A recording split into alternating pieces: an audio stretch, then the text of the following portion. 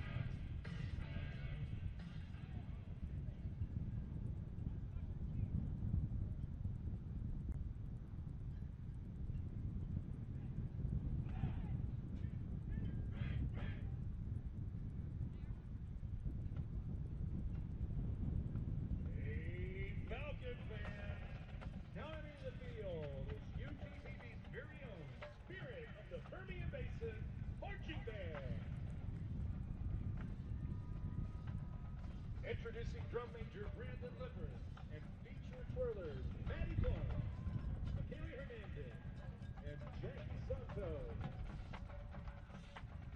Let the 2022 show begin this evening with the exciting sounds of Falcon Fanfare and the UTPB Fight Song.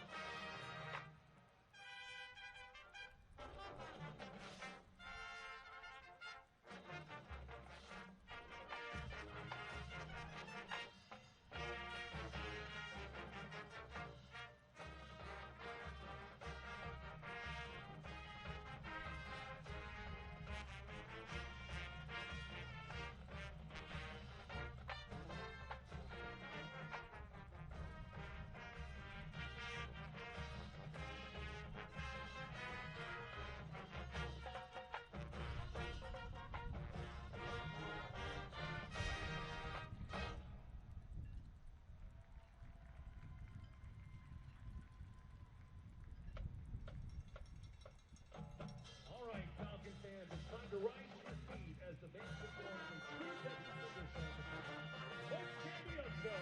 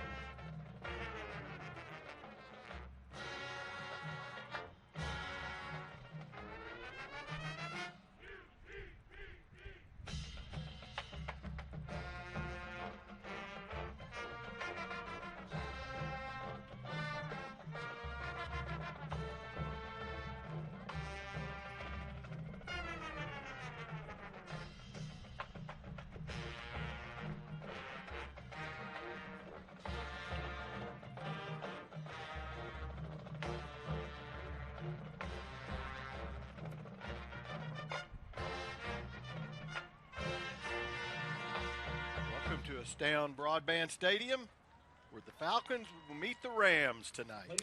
This is the 6th or 7th meeting between the two teams. As we honor America and those who support our freedom at home with the playing of our national anthem. Today's performance is conducted by Dr. We good? Dan Beast, founding Do I need to chair go of the again? music department at the University of Texas at the Permian Basin.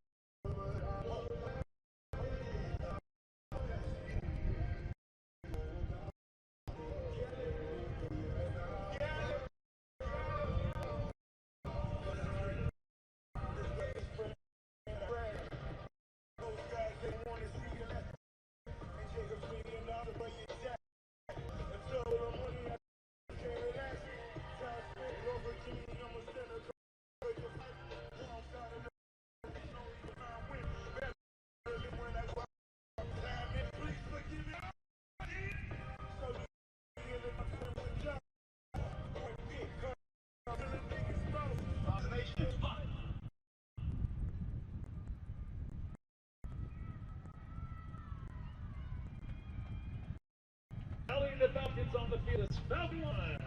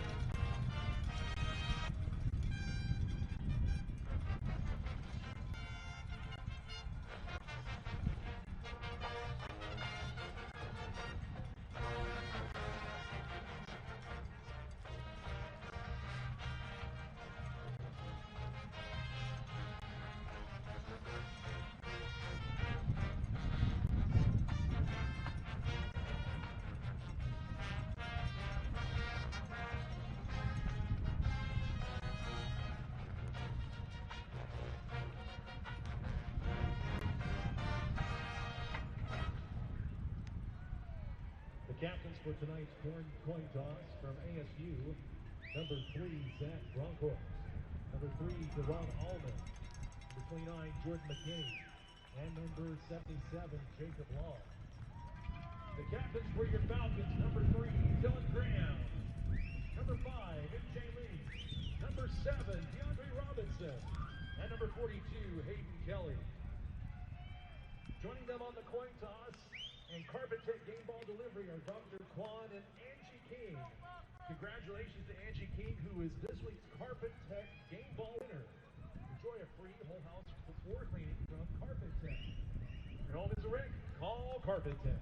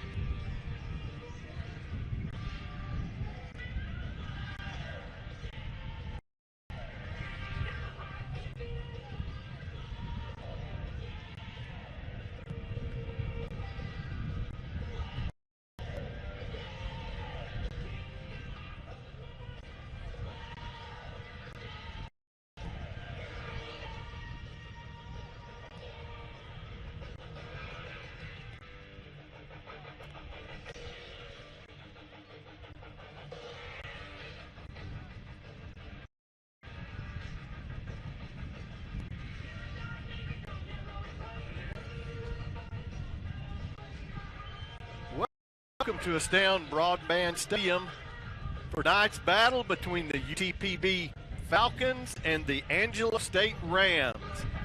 Temperature is going to be about 89 degrees at kickoff, and we also have winds blowing about 16 miles an hour out of the south-southeast, the right side of your screen, and a little bit gusty nasty, so that could play a factor, especially in the kicking game at some point tonight. Our Trans-Global Production College Game of the Week is produced and directed, as always, by Bob Bailey. I'm Clay Kennedy, along with Larry Thornhill and Kyle Hubbard. Welcome you to the game.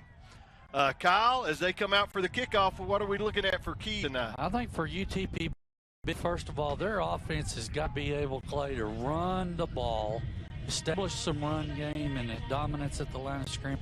And when they do throw, they've got to protect their quarterback. That's been a problem for them times the first couple of games we've seen them this year. Don't get behind early if they can. If they do, don't panic. Stay within your game plan. Execute what you've prepared for this Angelo State team and stay in the ball game. Keep it close and make them a little nervous and uncomfortable. The longer it's close on the scoreboard, a little more nervous it's going to be for a highly ranked Angelo State football team. Well, there's the kick, and it's going to be into the end zone as Link's going to let it go, and the Falcons will take over at their 25-yard line. So we will see starting tonight at quarterback this afternoon, evening, what do you want to call it, for the Falcons, Dylan Graham, the sophomore, number 3, 6'2", 190-pound sophomore from Walnut Creek, California. We'll see Nate Tilford at run back, number 30, along with Corey Harris, number 26. We'll do the receivers and the offensive line after this play. Actually, starting quarterback is going to be number 17, Jordan Barton. Yeah. And he hands off, and it's going to be a good gain on first down. As Corey Harris fights up to the 29-yard line, gain of 4. Receivers, number 5, M.J. Link, number 9, Tim Wiggins, number 2, Marcus Molina, 13, Gunnar Absick, and number 85, Shamar Davis.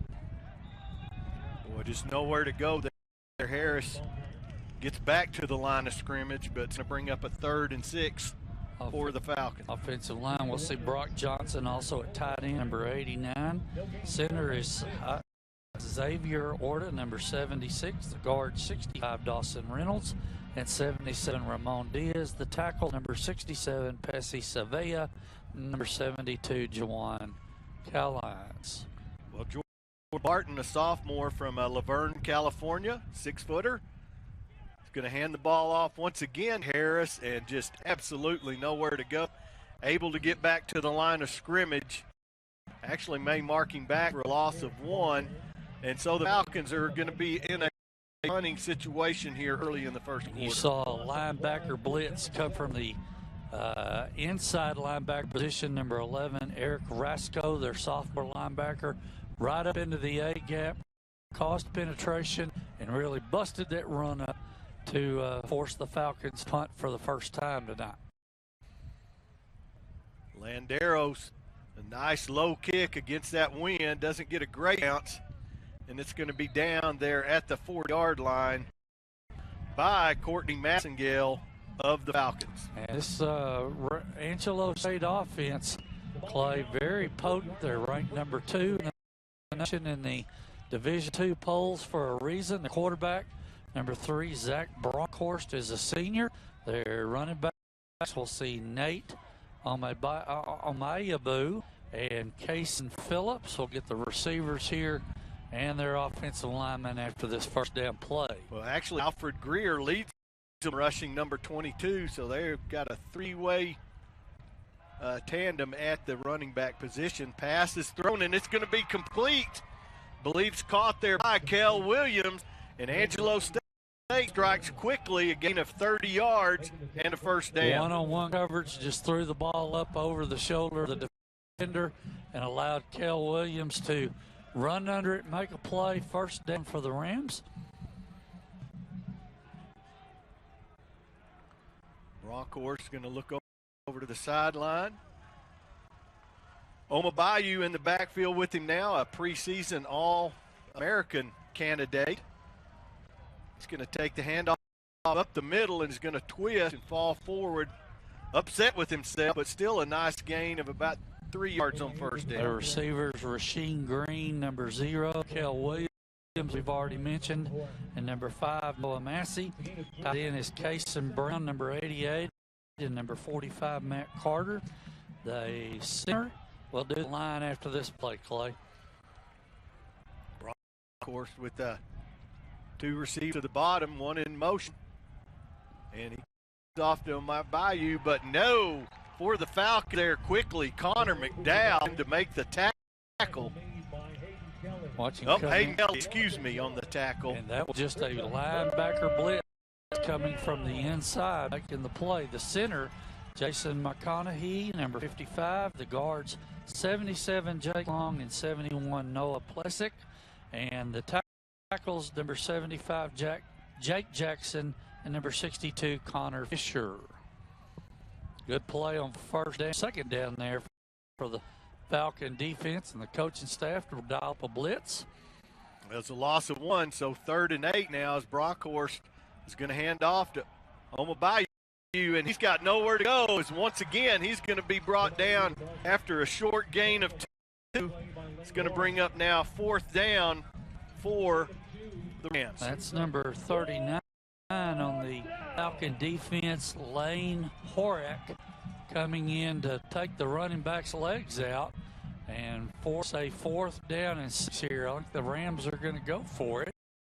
Well, Asa Fuller, their senior kicker, was the special teams player of the week in the Lone Star Conference last week. 3 for 3, but not going to dial him up here. Nope, they're going to call timeout and talk about it.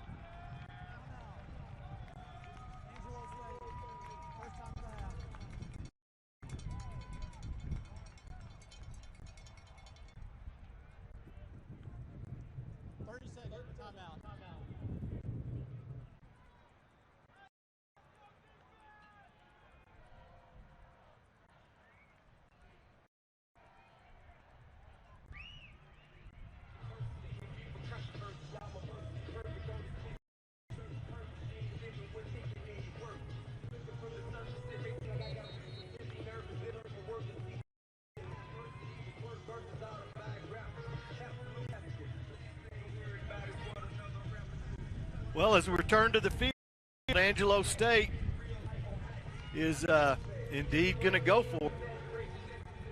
Brockhorst with Omayabu, in the backfield. Got 2 receivers at the top of the screen. Kind of a tight set. See if the Falcons can get some penetration in the backfield here. It's 4th and 6. Brockhorst fires. And it's incomplete, almost picked off. Great play there. Was that Darian Forge, number 14. Man, excellent speed there. See our instant replay right there. He just gets his hand in right at the last moment on the break and knocked the ball away. Falcons get the ball on the change of possession, and they will have 1st and 10 for their own 27-yard line. Great play by Forge right there. And a good defensive stand by that Falcon defense in the first possession of the game. Oh. Somebody got ready to go a little soon. That's going to move it back 5 to the 22-yard line for the Falcons. Lancey up front there.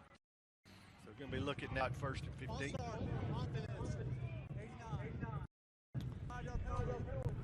That's Tony Acosta, our referee, giving us the call there on 1st down. Going to move it back 5 yards, 1st 15 for the Falcon offense.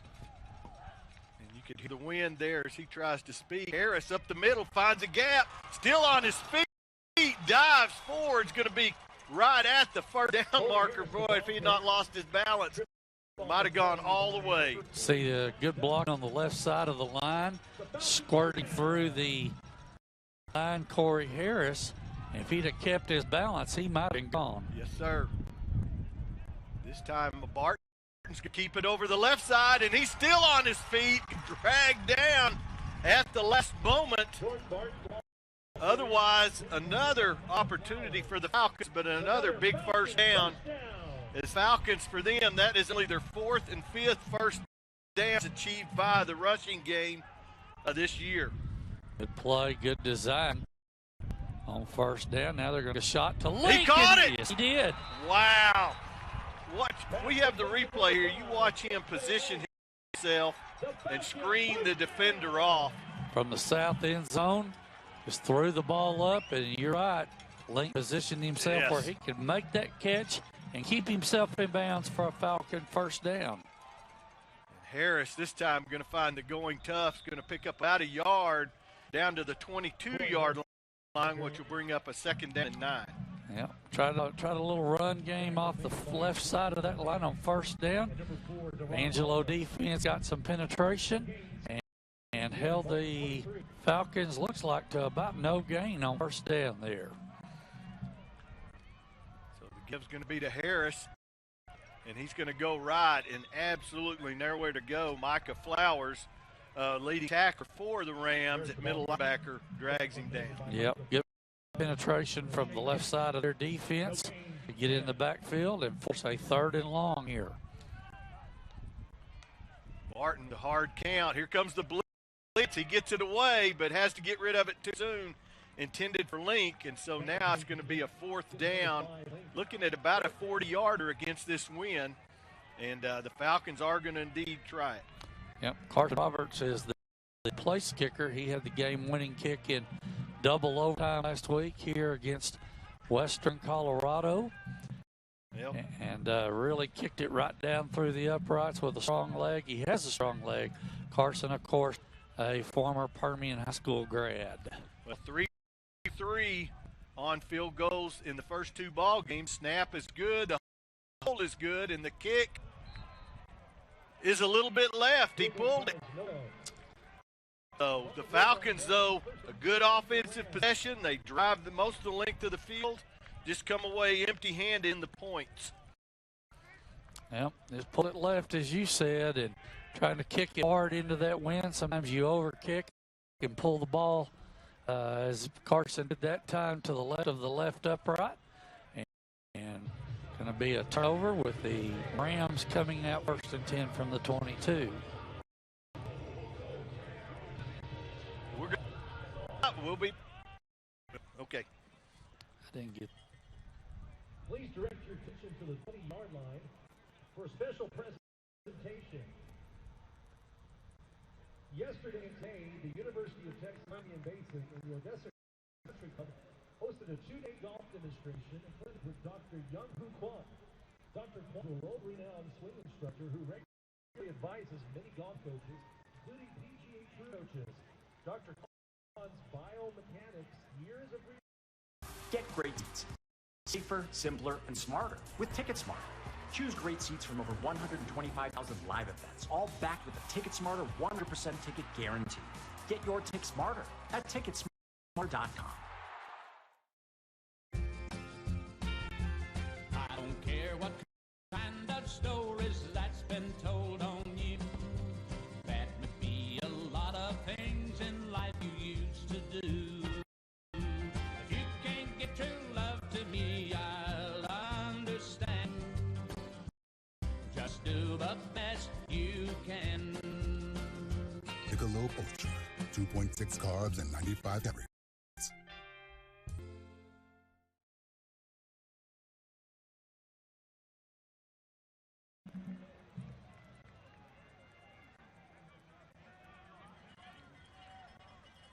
As we return here to down Broadband Stadium in Midland, Texas, the Rams take over 1st and 10 from their own 22 after the errant field goal attempt by the Falcons. Hurst is going to fire out to his right. It's going to be complete, and a first down there for the Rams, complete Kel Williams. Number 0 on the coverage out there, Jock Tyler, to make the tackle, but a little play action pass to freeze the linebackers and allowed the receiver to make a little quick slant there. Good throw, good catch, and a first down for the Rams. Williams, his 5th and 6th catch of the season. Oh, goes a helmet. But Omayu on the right side gets down to up to the 40-yard line and gains 6. Good seal on the right side of their line. get a corner there, get off the edge, I should say, and get the ball 40 line. Rams now facing a 10 and 4, 23 as you can see remaining. Going to talk and think it over, maybe change the play. Got two receivers at the bottom of the screen. Omayabu just drives forward for Ram first down out to the 46-yard line. DeAndre Robinson coming up from the safety position, the senior 5'10", 190 defensive back from Orange, New Jersey. He stuck nose in there and tried to stop the runner. He's got run over a little bit there up to the 46 for Ram first down. Robinson, the leading ball tacker for Falcons. And Broncos back pass. He's going to look over the middle. Incomplete, intended out here, I believe, for number 8, Warren Redo, but it's incomplete. I believe that's Redo, probably. Ashton Lels Mitchell, the corner on the coverage. Redshirt freshman from DeSoto, Texas, 5'11", 170 pounds of riding. Stepped up with the receiver coming across to force that incomplete pass. Kason Phillips has checked into the ball game in the backfield, and he is on the carry and is going to find nowhere to go up the middle. And that's going to be a gain. They're going to give him a yard, so they're going to bring up 3rd down and 9. They pulled the tackle in the 8 from the left side across to the right, blocking down on the right side to try to create a little misdirection. And the Falcons weren't having any of that. Stayed in their gap assignment and made the tackle. Here's 3rd and 9. Angelo with 3 receivers split at the bottom of your screen. Omayabu in the backfield with Bronkhorst. Falcons faking blitz, going with a 3-man rush and still going to get pressure. Bronkhorst rolls and fires, but incomplete. Is coverage good for the Falcons by Dante Stewart and Lahorak, and it's going to bring up a 4th and 9, another punting situation. Play Hayden Kelly from the inside linebacking position brought some late pressure into the face of Bronkhorst there to force that throw and bring up a 4th and 9.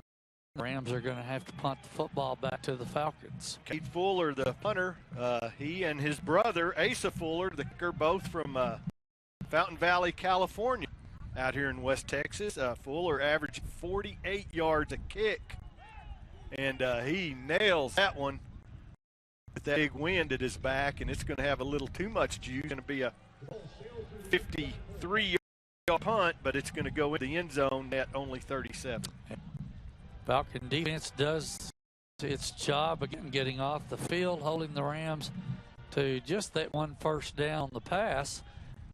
And now their offense has a chance to begin at the 20-yard line, 1st and 10, with 6:48 left in the first quarter. See if the Falcons can run some of that tempo we were talking about at the break. Well, they did. They were moving the ball quick and snapping the ball quick. Barton's still on his feet, and he's doing a good job to get back close to the line of scrimmage, and is going to be dragged down out of bounds there by several white jerseys. Yep, led by number 11 for their defense. That's Eric Rasco. We've called his name already once. Eric's going to have to leave the game for a play because his helmet came off as he was making the tackle over on the sideline. So 2nd and 10, Link split at the bottom of the screen. Johnston, your tight end, lined on the top, along with 2 receivers. Barton's going deep. Oh, what a catch! One-handed, pulled down there by Andrew Pitts, and he is going to take it all the way back for the Ram touchdown. Pick 6 on an outstanding athletic play. Yep, just jumped up in the air. Watch our Train Global Productions instant replay. Ball sailed a little bit, and what an athletic play just to jump up in the air with one hand and make the pick, and then just went down the far sideline over there. Falcons did not get over there to make the tackle, and the first turnover of the game also the first set of points in the game. Well, you get a little bit more under the ball, and that'd be a touchdown because the receiver was behind him. Yep. And the wind just kind of slowed the ball down, and it's going to be touchdown Rams. The kick after is good, so the Rams now lead the Falcons 7-0. We'll be back after this.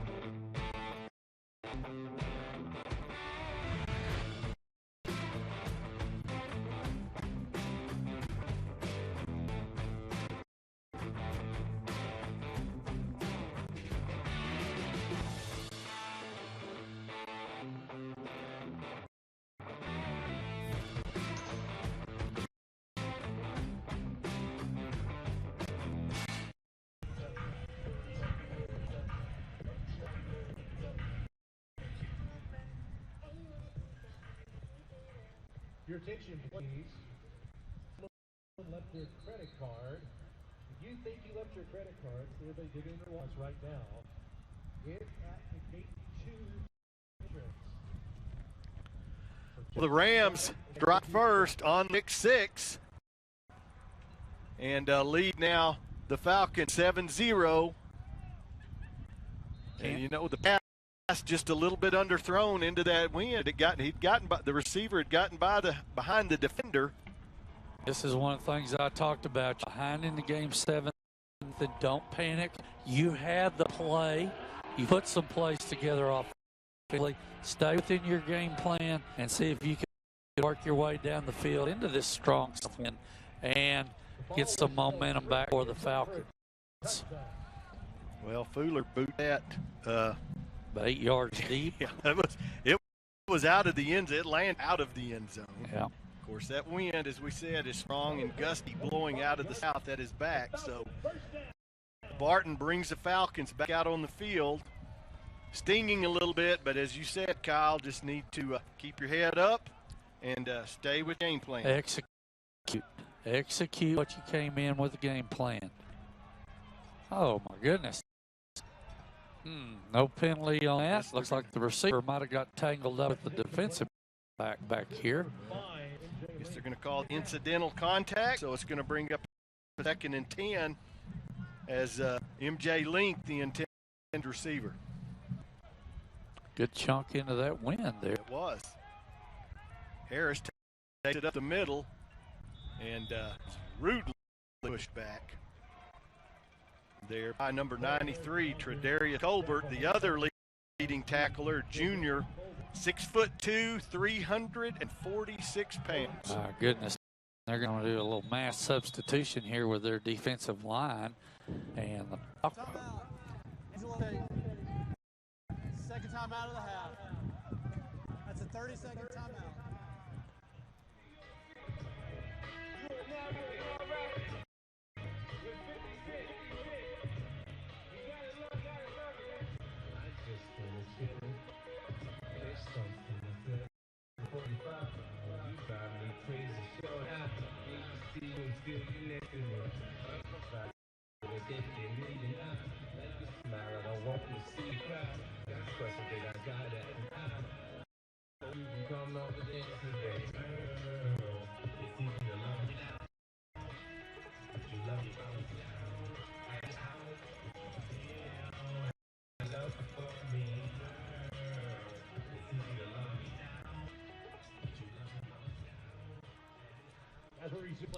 Well, a 3rd and 10 now for the Falcons.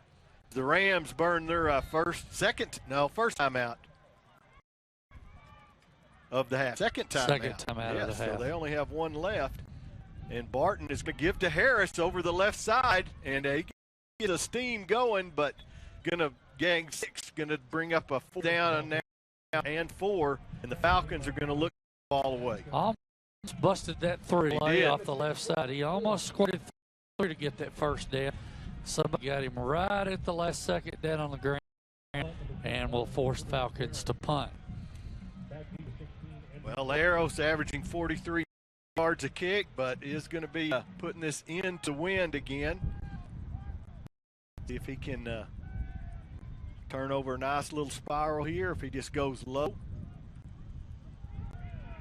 Oh, that hit a ram, guy, yeah. But boy, bounced right to the returner. Deep man, number 16 there. Andrew Pitts made a great play on that.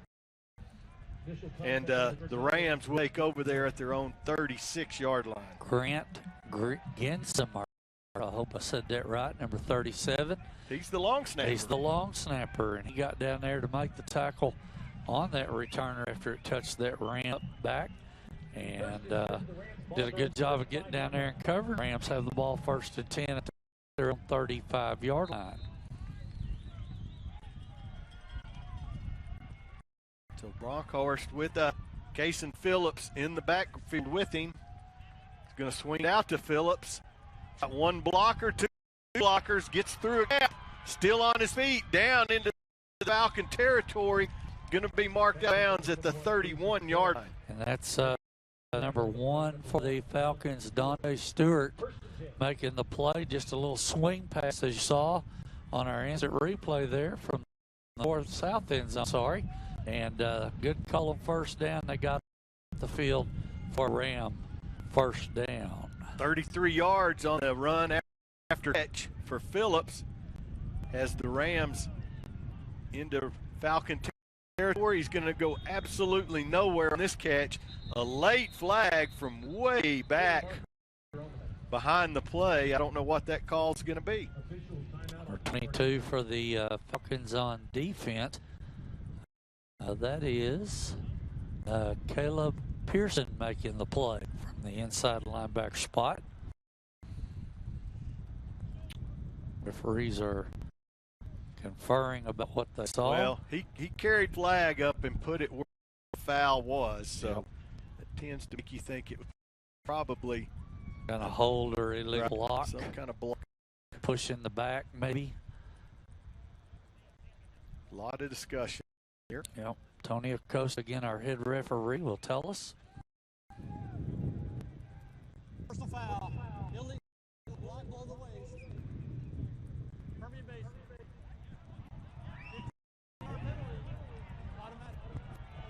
Wow. Illegal block on the defense. I've not seen that before, I don't believe. They're going to have to come tell Coach Kerrigan what that is, because he doesn't understand it either. Generally, you don't have a defender blocking unless maybe he tried to take a lead blocker from Angelo out and did it below the waist. That's what the call is, and the Rams have the ball up at the 15-yard line, threatening to score again. A little bit of disbelief here is just unsure about the call, but nonetheless, it's going to be a 15 yards from the spot of the foul. It's going to set them up 1st down from the 15. Ball thrown away out there, intended for Ram receiver Antoine Hanner with some good coverage, though, and it's going to bring up a 2nd and 10. Yeah, they tried to take a shot over the top, one-on-one coverage on the outside. And as you said, number 21 for the Falcons, Antoine Tanner had great positioning. Would have had to be a perfect catch and pass for that to connect. It did not. 2nd down for the Rams. So Bronkhorst hands up the middle. Still on his feet. Oh my, but he's going to be dragged down. All that's going to net him pretty much a 0. Bring up a 3rd down now. Actually a loss of 1. Back to the 16. Tell you what, look at the nose right there, number 94 for the Falcons on defense. Dominic Varela just plugging it right in the middle, forcing that back to bounce to the outside where number 21, Antoine Tanner, made the play. Well, Varela came into the ballgame with 6 tackles, 4 of them for a loss. Brockhorst over the middle, he hits the tight end, and he's going to make a catch for the touchdown. Kason Brown goes up and pulls it down, and the Rams once again strike on the scoreboard. I believe that's a blown coverage, Clay. Somebody did not account for the tight end coming up the seam where the hash marks are. He was all alone, and their quarterback, Brockhorst, just put it where he could catch it and work his way into the end zone for the second Ram touchdown of the evening. Did they call him down short? I believe they might have called him short. I guess they did call him down short, so the Rams going to try and bull it in and not able to do it on first down. So it's going to be second goal.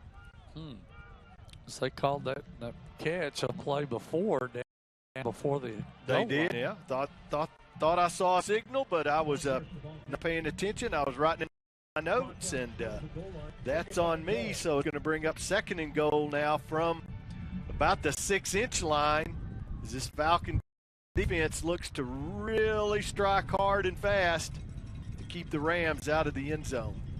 There's the Wildcat formation, and Omayabu is going to walk in. Yep, you're right. Wildcat formation, pull guard from the right side across, and all the running back had to do was follow him into the end zone for the official second touchdown for the Rams tonight. Point after attempt upcoming here.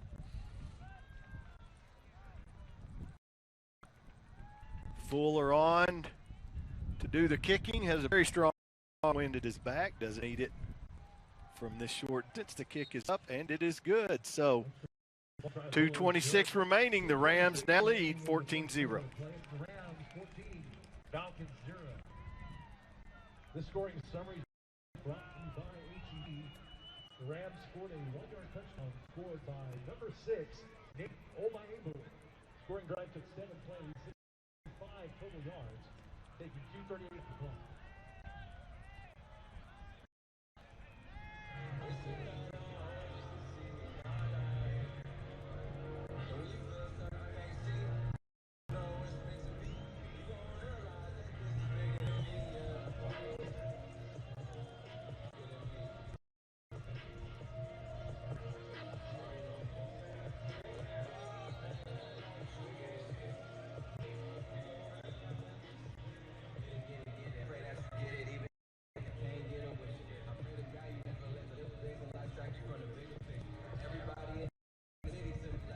Welcome back to Midland, Texas. The Rams looking to kick off after taking a 2-touchdown lead over the Falcons. Beautiful afternoon here in West Texas. A little windy, not too bad, and temperature not too hot. Just good time for football.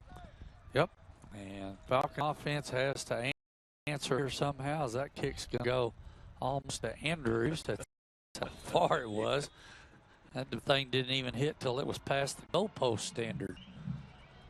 So the Falcons once again will be starting from the 25 with 2:26 remaining in the first quarter. Falcons have moved the ball down the field on the second drive game, picking up 3 first downs, resulting in a missed field goal, an errant field goal. So looking to get that offense going again. Barton in the backfield along with Harris. Comes a blitz. Yep. The Falcons pick it up, but going to be a coverage sack. Flag on the play. Probably going to be an illegal block of some kind or a hold. Look for them to decline it. It's going to be second down for the Falcons. They had the Falcon receivers. They had been coverage on the back end, and they were right with the Falcon receivers. Nobody open there. Offense, Hermie Mason, number 65. That penalty is declined. Second down. Be a loss 7 back to the 10-yard line. So second down now and 17. You can bet Angelo would like to stop them here and ball maybe one more time with that wind before they switch quarters and directions here. Here comes the blitz. Martin fakes it. He's going to keep it himself for the left side and just absolutely nowhere to go. As a number 16, Andrew Pitts come in and I believe takes his feet out from under him. Actually going to lose a yard back to the 16, 2 yard back to the 16-yard line. Just nothing working on the run game right there. A little zone read look did not fool anybody in the Angelo defense. As you said, that just took him down right at about the 16-yard line. 3rd and long for the Falcons. Look, blitz here, and it comes, and boy, there's nowhere for Barton to go. Can't get rid of the ball, nobody to throw it to, and he's going to be brought down at the 10-yard line, and UTPB going the wrong way in a hurry. It's going to bring up another 4th down in a punting situation for Sergio Landero. Just like you said, brought pressure on a blitz, went man up across the back end against the Falcon receivers, nobody open, and the quarterback had nowhere to go with the football, just had to take the sack. Landero takes the snap, gets the kick away, but it is a wounded quail, and is going to roll a good UTPB roll to the 38-yard line, but only going to be a 28-yard punt. And the Rams will take over with 46 seconds remaining in the first quarter. See if they run a little no huddle here. I'm talking about Angelo try to take advantage of that wind to their back with 46 seconds, they said, left in the first quarter. I expect to see a little urgency here from the Ram offense and see if they can get that 3rd touchdown on the board with the wind at their back. Well, may take a shot at the end zone here. Falcon defense. Must have been a penalty. They didn't give us all there. Somebody touched it. Don't know what happened. Somebody must have touched it up at the 30-yard line. So it's going to be net of only 20 yards. 1st and 10 now for the Rams. 2 running backs in the backfield with Brockhurst. This time he gives it to Omaibu over the right side. Going to pick up about 3 yards on 1st down. That's a good job by the Falcon defense right there to plug that gap and get the running back down only for about a 2-yard, 3-yard gain 1st down. Clock inside of 25 seconds.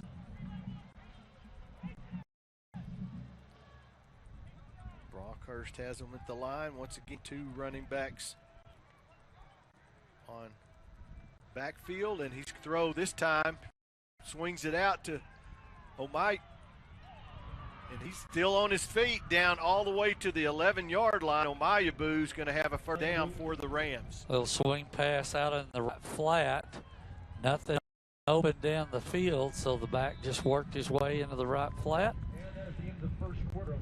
And looks like we've come to the end of the first quarter of play. So the Angelo State Rams leading the UTPB Falcons 14-0. We'll be back to Midland, Texas after this. Hero is CJ received the title of United States Marine in December of 1998 after being Marine recruit training in San Diego. He was stationed in Chilliwack Falls, California with the 1st Battalion. Get great seats, safer, simpler, and smarter with TicketSmarter. Choose great seats from over 125,000 live events, all backed with TicketSmarter 100% ticket guarantee. Get your tickets smarter at ticketsmarter.com.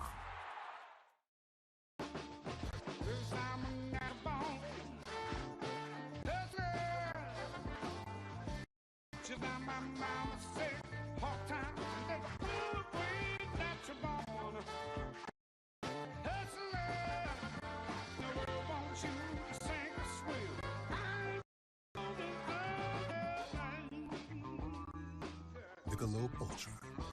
26 carbs and 95 calories. Our family's been farming in Texas for over 100 years and supplying produce to HEB for almost as long. Back then, my grandfather did business with HEB, often sealing the deal with a simple handshake. Today, they're still our best partner. HEB is family for us. So year-round, we supply HEB with locally grown produce, picked fresh and often delivered the same day. It's been a great relationship. Here's to 100 more years. This is a locally grown department at HEB. No store does more than my HEB. Welcome back to Astound Broadband Stadium in Middle Texas. The Rams looking at a 1st and 10 from the Falcon 11-yard line. Defensive ain't holding at least maybe a field goal here. Brockhurst rolls left, throws deep in the end zone. It's actually out of bounds. Flag on the play. Looks like it's going to be a hold against the defense, so we'll mark off 5 or half the distance, I guess. Holding. Defense, number 4. Half the distance to goal. First down. That's shooting yourself in the foot right there. You got the stop there on first down and had good pressure and had good coverage, but a holding call is going to move the half the distance down goal line to the 6-yard line and make it first and goal for the Angelo State Rams from there. So on the penalty, automatic first down. Brockhurst swings it out. It's going to be incomplete. Intended there for the tight end, Brown, but incomplete. 2nd down and goal now from the 6. Dante Stewart read that perfectly, Clay. I saw the guy come out from the backfield into the left. Dante read it and just went step for step with that guy. Nowhere to throw the football for the incompletion. Well, he had the pick 6 last week, but only a 2-yard variety. Would have been about a 93, 92-yard variety had he come up with the INT there. Brockhurst gives to Phillips. Phillips is going to fight way forward. Looked like he was going to go down, but keeps feet, gets down to maybe the 4-yard line, 3rd and goal. Stewart read that again, Clay, and had outside gap responsibility when the back saw Stewart out there with that force play. Did just that, forced him to try to cut up field and got nothing out of it, maybe about a yard. 3rd and goal for the Rams from the 5-yard line. If they try to go over the top, they got one-on-one coverage on both ends here. They do. Phillips in the backfield. Brockhurst back pass and wants to throw a corner. And he fires incomplete. Great coverage out there by J.T. Walker. And the Rams now going to bring the field goal team on and try a field goal from Asa Fuller. That's a tough defensive stand for the Falcons right there to hold them to at least this field goal opportunity. Bent didn't break, and maybe they can get in there and block this field goal attempt. It's a short chip shot of 21 yards. Well, as we said, Asa Fuller, the special team player of the week in the Lone Star Conference last week, 3 for 3. And he is 1 for 1 today as he splits the upright. The Rams now lead the Falcons 17-0. We'll be back to Astound Broadband Stadium after this. 17, Falcons 0. This is brought to you by HEB. The Rams scored a 21-yard field goal by number 37, Asa Fuller. Scoring drive took 7 plays, 35 total yards, taking a minute and 46 seconds off the clock.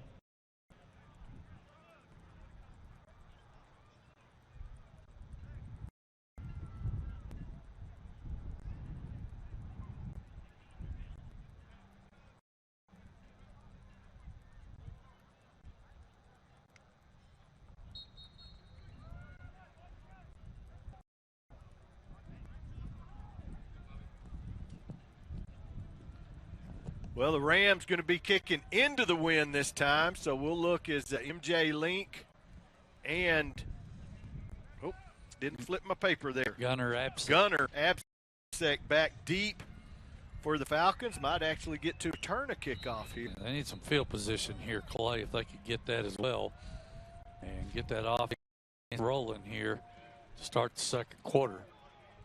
That's a pretty good kick. It is. It's going to take it at the 12. And the hole closes up quickly, gets out to the 26-yard line, going to be a return of about 15 yards, 14, 15 yards. The Falcons will start from that point with 13 minutes and 59 seconds remaining in the first half. Falcon offense has got to get something going here with the wind at their back now. I expect them to maybe open this up a little more with Jordan Barton at quarterback. See if they can get down and get some points and get some momentum back on the Falcon sideline. Malik Jackson sprints to the top of the screen. 3 receivers there. And Barton looking to throw, stays in the pocket. The ball is tipped, and it's going to be picked off by middle linebacker Mike Flowers. The ball tipped at the line of scrimmage, and Flowers able to adjust and make the interception. You can see him step up. He wants to throw the ball right there, and it's batted up in the air by one of those big defensive linemen. Got their hands up and got the ball tipped up into the air, and an interception for the Rams. They have the football, 1st and 10 at the Falcon 36-yard line.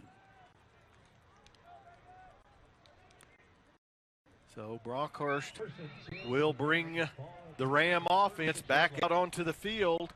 See if they take a shot on 1st down here, Clay. Of course, they are throwing into the wind. A little tougher to do, as we have seen in the first quarter. Well, 2nd drive in a row, they've had great starting position, and this time nowhere to go. Up to make the tackle for the Falcons is Dominique Varela once again in the backfield, calling for a no gain, but great play. Darian Forge was also there from linebacker position. They both just got penetration and brought that running back down for no gain on 1st down. UTPB defense is hustling. They've played not too bad. They're making plays. They've got to get some help from their offense and get them off the field here. Varela came around the edge. The pass is underneath. Excellent tackle there by Horak. Going to be maybe enough for the 1st down. See our Transglobal Productions instant replay. Just a little drag route right in the middle of the field. Wide open. Good pitch, good catch, and as you said, a good tackle there by number 39, Lane Horak. But they're not enough to not get him down before they did get a 1st down for the Rams. Brockhurst now 6-12 for 116 yards throwing the ball. Oh, whoa, still on his feet. Ball being carried, and he's going to be brought down deep loss of 10 yards for the Rams. Well, what started that whole thing was Dante Stewart, number 1, came up from his secondary position and got to the running back, kind of spun him around. He tried to go around to the other side, the left side, and that's where the Falcons got him down for about a 10-yard loss. Well, one thing we know for sure is Dante Stewart's name has been mentioned many times so far in the ball game. Brockhurst going into the end zone. Close. Nope. Could be a catch? Well, I don't know. One official marking it as a catch. It is. They're going to call it good down to the 5-yard line. So the Rams quickly strike for 21 yards and a 1st down. Play action pass, one-on-one coverage on the outside. Put the ball where only the receiver could get to it. Defender was there, just didn't get his hand on it. And it's a 1st goal for the Rams from the 5-yard line. Oh, ball on the turf. But Brockhurst falls on it. A catch made by number 10, Kyle Bradford. An excellent catch to get the Rams down to the position they're in. But now they're going to be looking at a 2nd goal from the 12. Good play by the defense there. Almost a turnover on the mishandling of that handoff. Tried to run the zone read there, and ball just popped out as quarterback can get it into the running back's belly. Like you said, 2nd and goal from the 12. Brockhurst looking for Oma Bayou, and he is open. And he makes the catch for the Angelo State Ram touchdown. Yep, that's a blown assignment or coverage. Somebody should have had the back coming out of the backfield there. He was right over in the left flat, all alone, easy pitch and catch, and the Angelo State Rams have another touchdown on the board. Fuller on again for the extra point. Brother Kate Fuller is holding.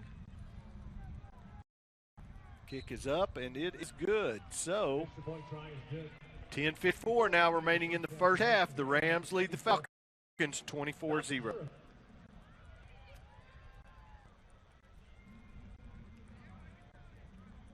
Get great seats. Safer, simpler, and smarter with TicketSmart. Choose great seats from over 125,000 live events. All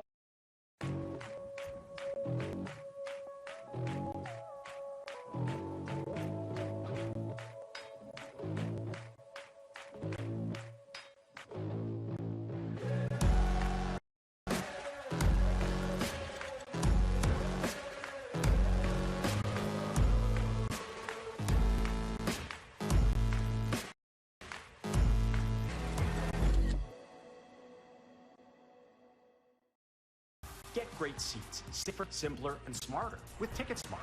Choose great seats from 125,000 live events, all backed with a TicketSmarter 100% ticket guarantee.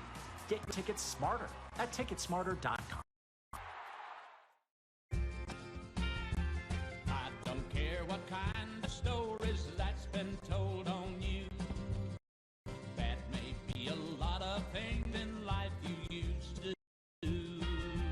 If you can't give true love to me, I'll understand.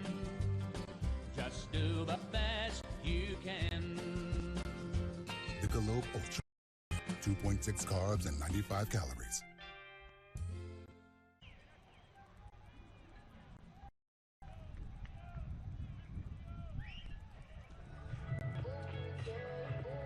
Well, the Rams once again out to kick off. Going to have Absek and Link deep again for the Falcons. And the Falcon offense going to have to get a little something going. Going to have to move the ball a little bit, give that defense a little time to rest. As we talked about during the break, the defense has not played bad. There's been a pick six, gave up a field goal after a short field on the 30-yard line and did give up the score there, but another short field on the 36. So offense is going to have to pitch in here and do their part. Absolutely. They've got to get some continuity going on that side of the ball play, and they have to, they've got to execute. They've got to put their mind to the task of executing right now, because you know Angelo's going to peer in their ears back up 24-0 now. They're going to come put the ball on the tee and hold it. Right, yep, after a second. Yep. Don't hold on that side. That's right. Get on the other side there. You're gonna be in a lot of trouble there. You're going to get kicked. Yep. Jatavian Neal going to come over and hold it for Asa Fuller puts the boot into it. Once again, a very high kick. Link makes it at the 16. Got a little hole. Link still on his feet out over the 35, maybe to the 37-yard line. So the Falcons going to be in a little bit better starting position. Trans Global Productions instant replay. Good hole on the left side of that kickoff return team for the Falcons. Decent field position at the 38 to start this drive, 1st and 10.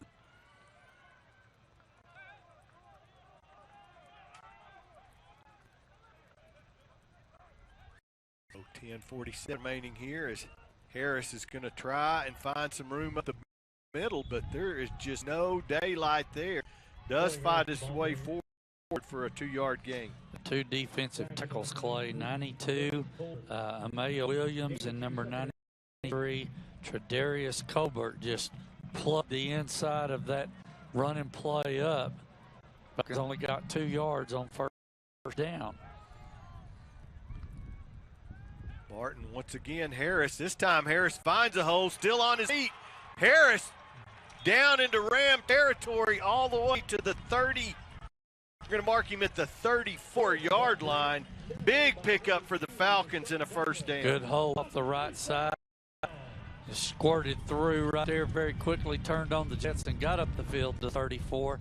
How many yards on 26 yards. 26 on the run. That's their best run and play of the ball game. I believe that's their longest run from scrimmage this year by the rush. And this time, not going to happen is Micah Flowers in the backfield quickly to bring Harris down for a 2-yard loss. Brought Flowers on an inside gap stunt on a blitz. He just did not get picked up at all and brought the running back down for about a 3-yard loss on first down. Here comes another blitz. Well, they're showing it, and they bring it. The Falcons pick it up. The time he fires, ball is caught out there by Wiggins. Tim Wiggins makes a catch, and I believe is going to have a Falcon first down at the 23. He was in the slot. You saw him on the replay. They ran the drag route coming across the formation or the defense, and the quarterback Barton did a good job of standing in there and getting him the ball to the 23-yard line for a Falcon first down. Well, key there is had time to throw, stepped up in the pocket, delivered the ball. Yep. Oh, to roll right, wants to throw back to his left, nowhere to go, and this time he's just hooking it for that sideline. Tried to get the tight end up on a little throwback at the seam. Rolled to the right side, was going to throw it up the left hash marks or left seam, and it was picked up on the back end by Angelo. Nowhere to go, second down. Well, pick up of a yard. Harris is going to take it up the middle again. This time he does find some room, and he's going to fight all the way down around the 16-yard line. I believe there may be a flag on the play. Yes.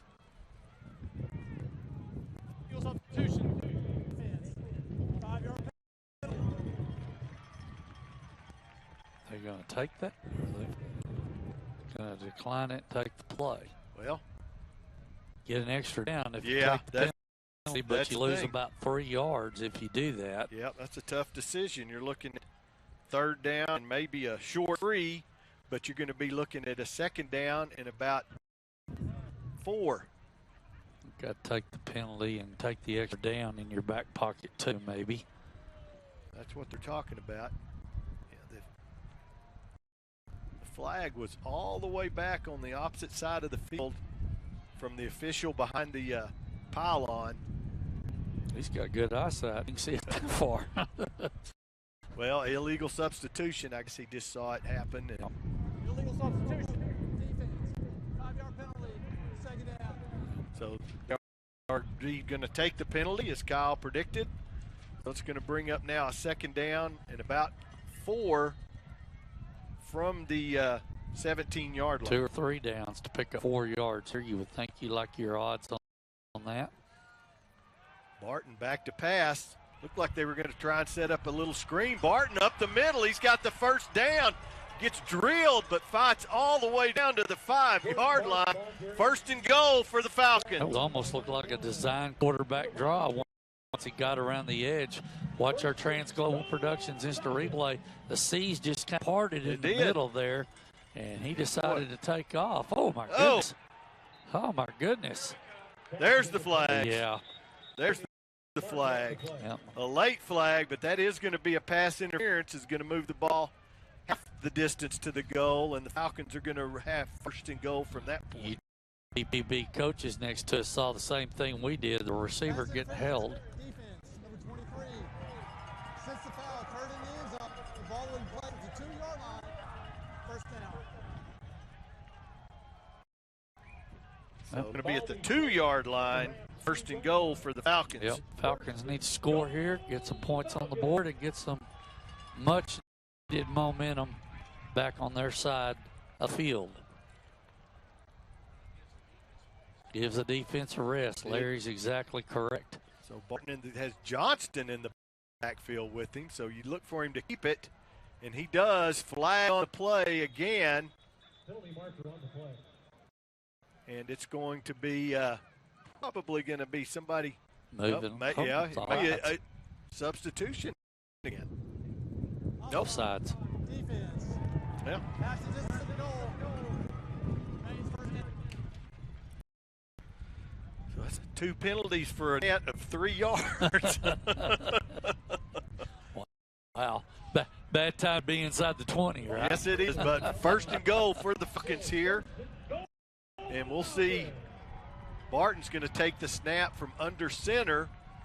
Got Johnston to help push him in from behind. And no signal yet other than from the players. And it is touchdown Falcons. Got to put that help from behind, as you said, pushed him into the end zone for the first Falcon touchdown of the evening. I believe little help there from Joseph Williams into the ball game, and not going to get credit for the score, but responsible for making sure Barton carries it into the end zone. Carson Roberts with the extra point attempt. This might go away distance too. Yeah. That is good. So 7:49 remaining. The Falcons on the board now, trailing 24-7. The scoring summary brought to you by UTPB. The Falcons scored a 1-yard touchdown by number 12, Sept. Scoring drive to 8 plays, 62 total yards, taking 58 off the clock.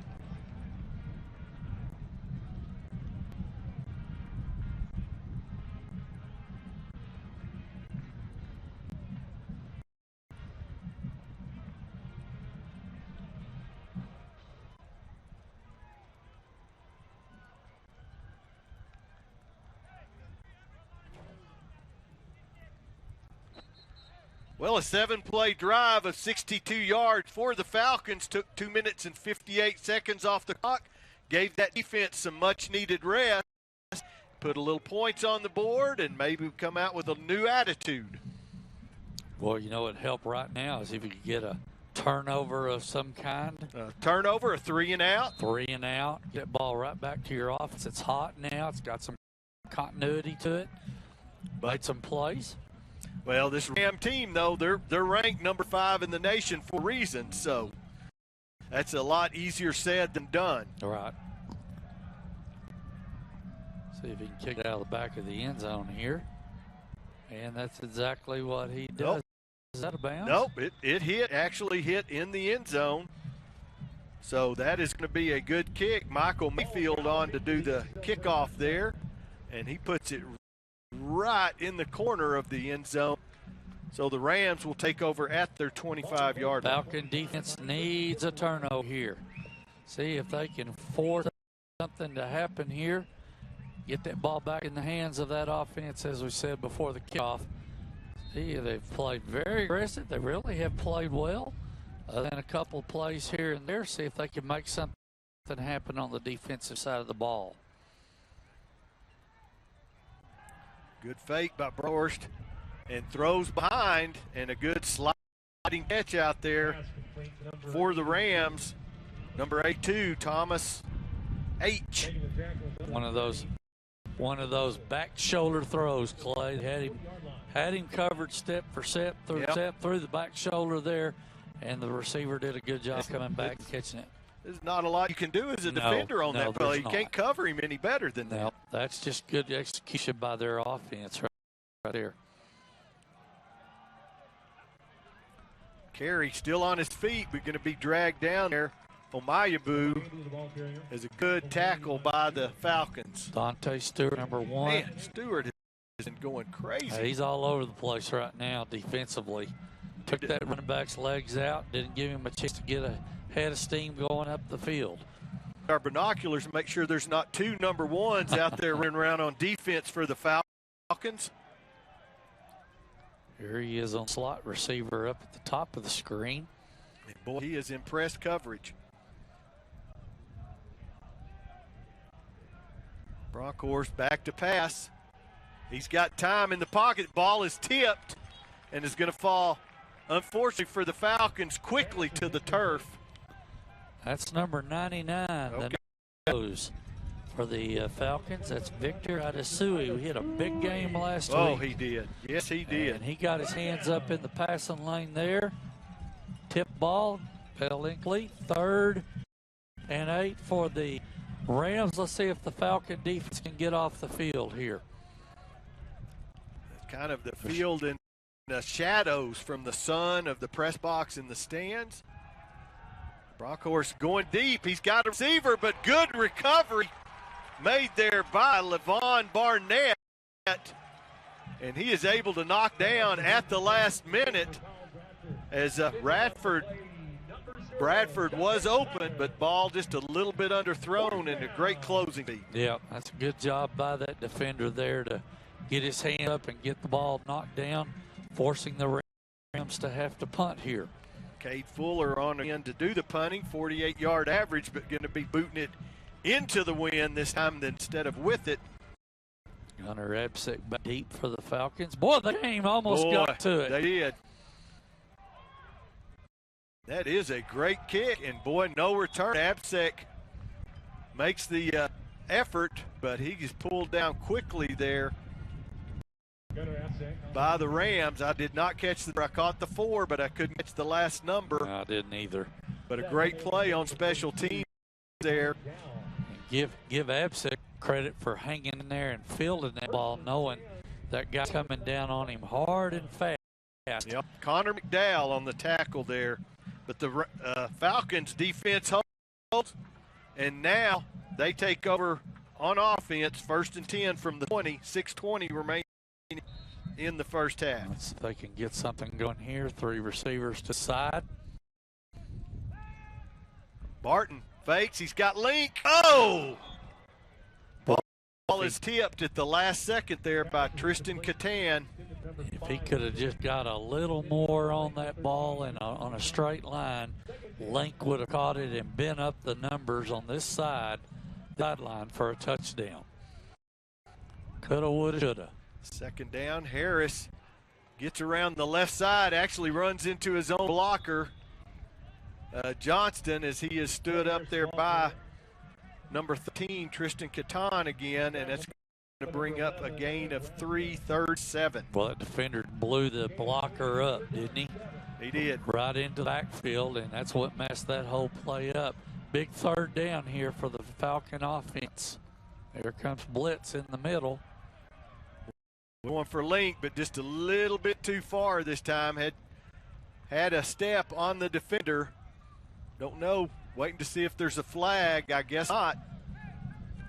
And that's going to bring the UTP punting team back onto the field. Jordan Barton knew. He saw the blitz coming, Clay, and just had a little bit of happy feet. If he could have set his feet and maybe put a little more air under that ball. Link had the defender beat down the numbers here, and would have been a big play, big gain for the Falcon offense. As it is, they have punt the football. Well, Landero's going to see if he can.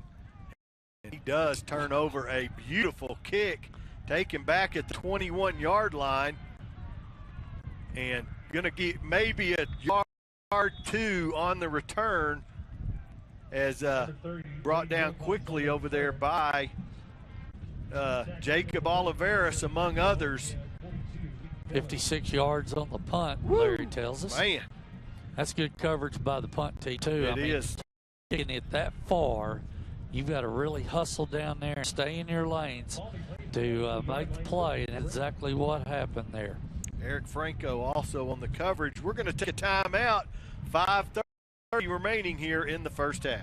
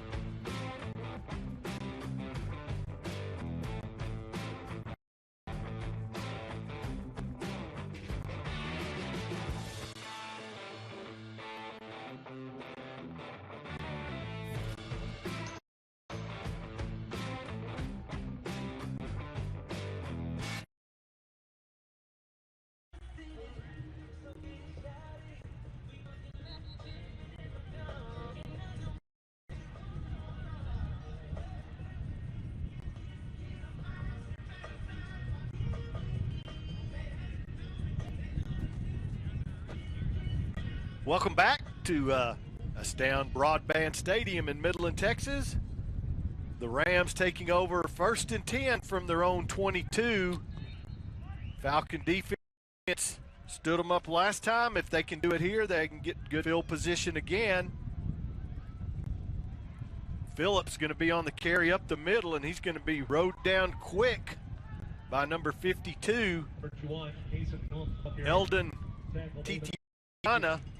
That's a good job of him right there, coming flat down line of scrimmage from his defensive end position to make the play for only 2 yards there on 1st down for the Rams. Good play by that defender there. Titania, excuse me, 2nd and 8. Brockhorst fires. It's going to be complete out there. 82. It's going to Thomas H. Going to bring up a 3rd down and about 5 for the Rams. DeAndre Robinson, number 7, the safety on the coverage there out in the flat. Here's a big 3rd and 4, Clay. Defense needs to get off the field. That would be a good thing. Showing blitz. They are showing it on the outside here at the bottom of your screen. Darian Forge is up there. Looks like he's ready to go.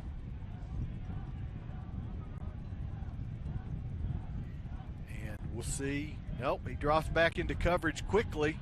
The throw is out to Oma Bayou, and he is Omayabu is going to have just enough for a Ram 1st down. What a great catch. That throw was a little low. He just stuck his hands out there like a receiver and made the play and got up the field for Angelo 1st down.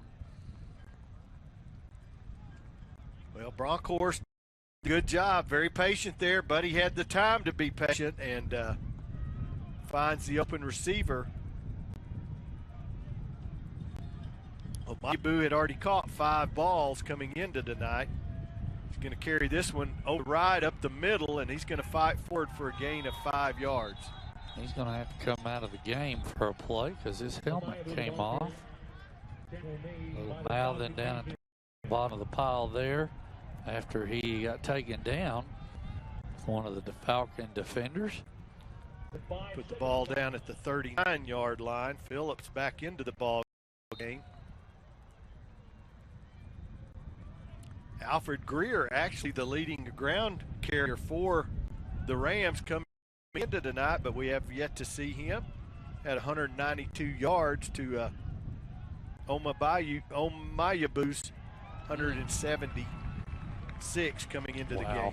That's great coverage by Darian Forge right there, number 14. They tried to hit a little quick seam route right in the middle of the field, and Darian got his hands in there on the receiver to knock the ball down and make this 3rd and 5. What a great play by Darian right there. Well, let's see if the Falcons bring a blitz, try and get a little pressure. Not showing blitz. Phillips over the right side. He drives forward, but he is going to be short by about 2 yards. It's going to bring up a 4th and 2. 3:13 remaining here in the first half, and the Rams are going to punt. Victor Adesui also for the nose position in there to help make that tackle and keep that running back short for a yard, and going to force Angelo to punt. They're going to play field position here, try to pin the Falcons deep with 2:50 and clock running here in the 2nd quarter. Absek back around his 20-yard line. Fuller got a good boot off against Wynn last time, and he does again. Absek's going to fair catch it. Probably this pretty prudent move there at the 21-yard line. Yeah, if he lets that ball hit and get to it, they probably lose 10 to 15 yards in field position. I'm talking about the Falcon offense. So he did a good job of getting to the ball and securing the catch, getting them the ball at the 21-yard line. And if he doesn't fair catch it and tries to return it, he looks at losing his head because a couple of white jerseys bearing down on him. Yeah, they do a good job. They've done a really good job of punt coverage. Talking about Angelo, a couple of times we've seen them punt football. Well, the Falcons are going to call timeout here. A little confusion on play calling. We'll take it with them back after this.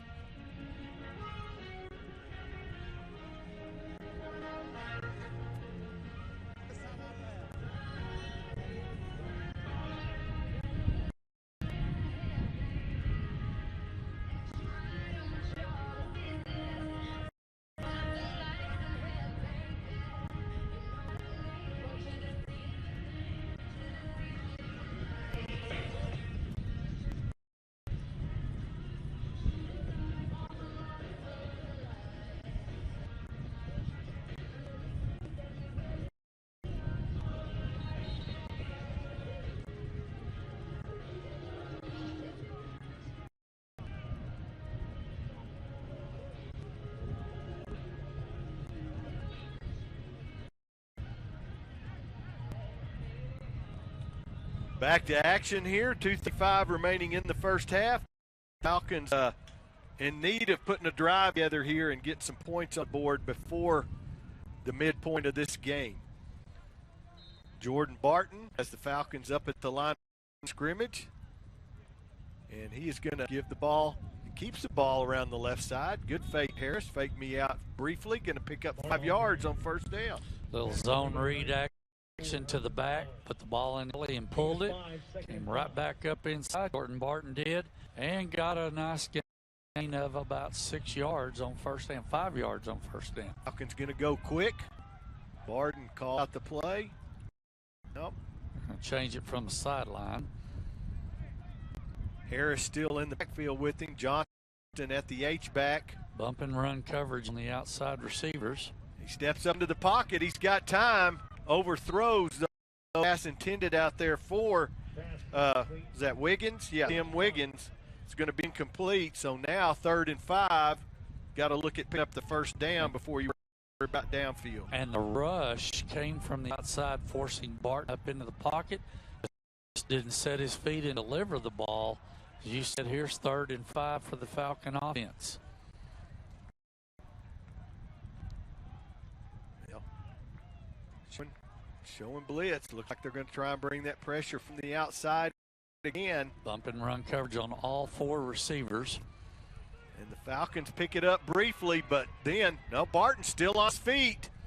Now he's going to be pulled down back at the 20-yard line, and the Falcons going to be looking at a punting situation. Yep, and pressure is what caused that whole thing there, Clay. Time out. Angelo State. Final timeout of the half. 30-second timeout.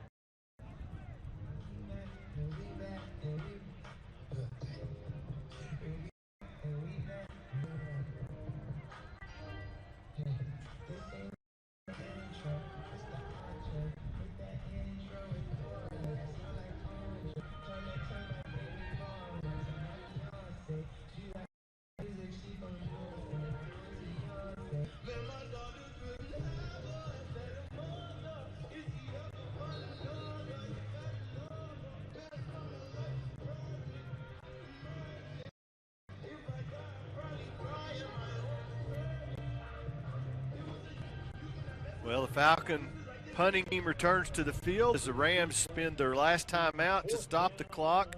1:37. Landeros, a great kick last time with the win, looking to do the same thing.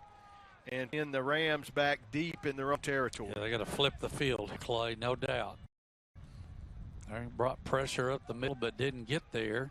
Well, it's going to be fair caught this time at the 35. Did not turn it over into a spiral, and end-over-end kick. Still not a bad kick, but the Rams have 1:31, no timeouts remaining, and they're going to need 65 yards to get in the end zone. 45 yards on the punt by Landeros. Good job of getting the ball away and down the field, and the Falcon defense needs to hold here. Falcons have, let's see, Rams have no timeouts. Falcons have 2 in their back pocket. Well, and you don't want the Rams to score here. They, as you call it, the double dip. They will be getting possession to begin the second half. Could be a 14-point swing there. Nope. Ball is complete out there to number 5. Ball's loose. Noah Massey. Ball's and loose. The Falcons come up with the fumble. Yes. Yes. Knock the ball loose on the catch. Hayden Kelly with the fumble recovery. Watch our Transglobal Productions instant replay. Just a little quick, deep slant there. And watch the helmet on the ball right there. That's Robinson. DeAndre Robinson knocking the ball loose and right into the hands of Hayden Kelly. Falcons have their turnover there. They've got 2 timeouts and 1:22 left to do something here in the half. Might be interesting if they could get into the end zone here and cut it to a 10-point lead before the half. Might make Angelo a little nervous. Boy, Barton time to throw, but nobody open. And this time he's going to have time to just wing it up into the bleachers. And it's going to be a 2nd down and 10. Now they are bringing outside pressure, Clay, off the edge. That's causing Jordan Barton to have a little bit of happy feet back there. He sees the rush coming and doesn't have time to go through his progressions and make the throw he needs to. What? What is that? It was past the line of scrimmage. Was he not outside the tackle box? Must not have been outside the tackle box there. I don't know. He's on the move, so interesting call, but that's going to bring a 10-yard loss. 15 excuse me. Yeah, I can't count. My shoe off. I could have gotten that other 5.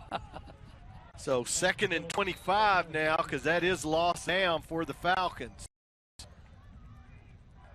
Here comes pressure from the outside again. Barton, once again, has all day to throw. There's the flag. Yep. I was going to say, there's at least 2 there. My goodness, tackle made while the ball was in the air. And just took the link out, didn't they? Yeah. MJ was coming across open. Wait to call here. I assume that's going to move back to the line of scrimmage. And 15, it's not a spot foul. 15 from the line of scrimmage. Pass interference. Defense. Number 23. 15-yard penalty. Automatic.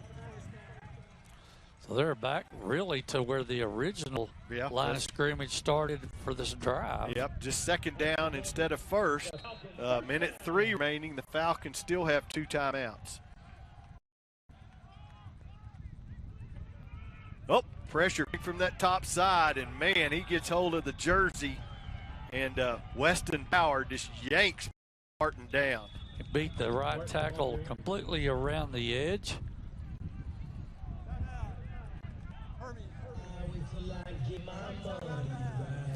We'll take it with them.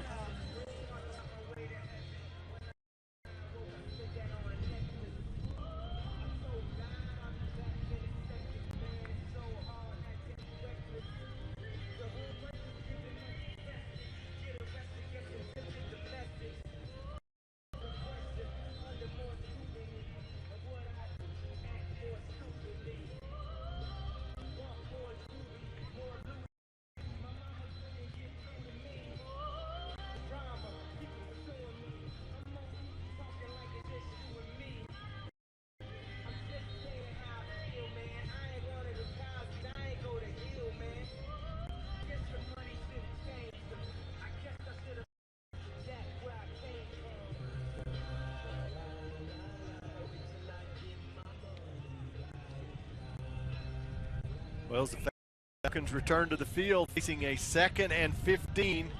1 timeout left. Going to have Link and Wiggins at the top of the screen, Absek and Patterson at the bottom. And in the backfield, it's going to be Corey Harris as Jordan Barton takes the snap. He's looking deep. He's thrown. Oh, intended out there for Wiggins, just a little bit high, not able to quite go up and get it. And that's going to bring up a 3rd down and 15. We got an injury timeout on the field. We got an injured player. So we'll be back down Broadband Stadium after this.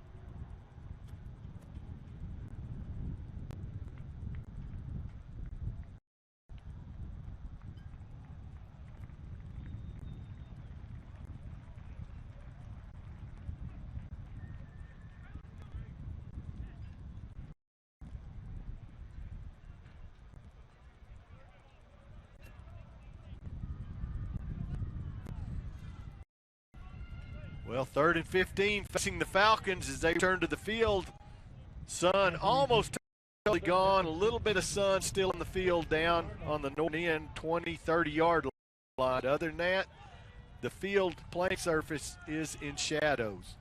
Barton, 2 receivers, top and bottom. He has time to throw, and he fires over the middle. It's going to be caught short of what's needed for the first down by Absek. 4th down now and about 5 for the Falcons as they go into hurry up.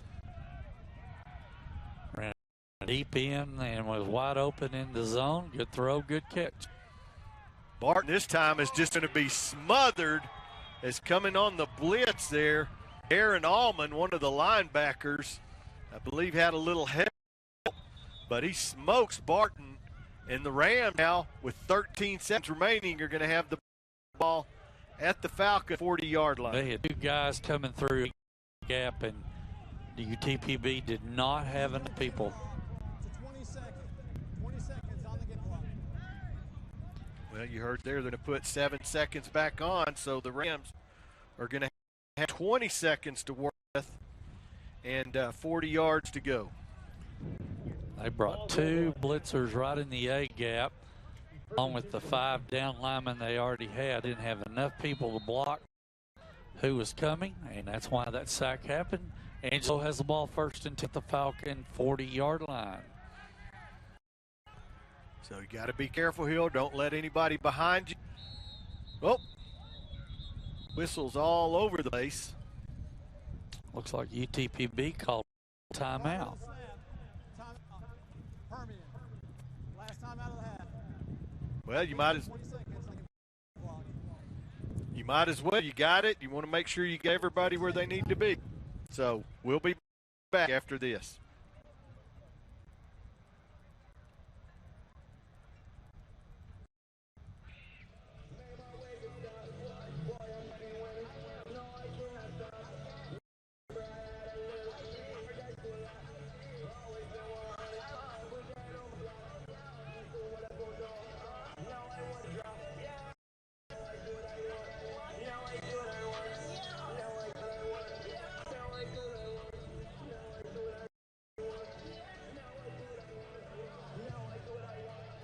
Well, the Falcon defense returns to the field. Hopefully the coaching staff's got their point across, going to have everybody they need to be.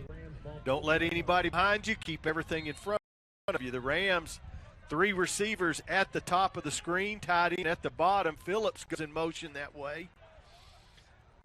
Throw over the middle, intended there, I believe, for no. Okay, it was Steve McGuire.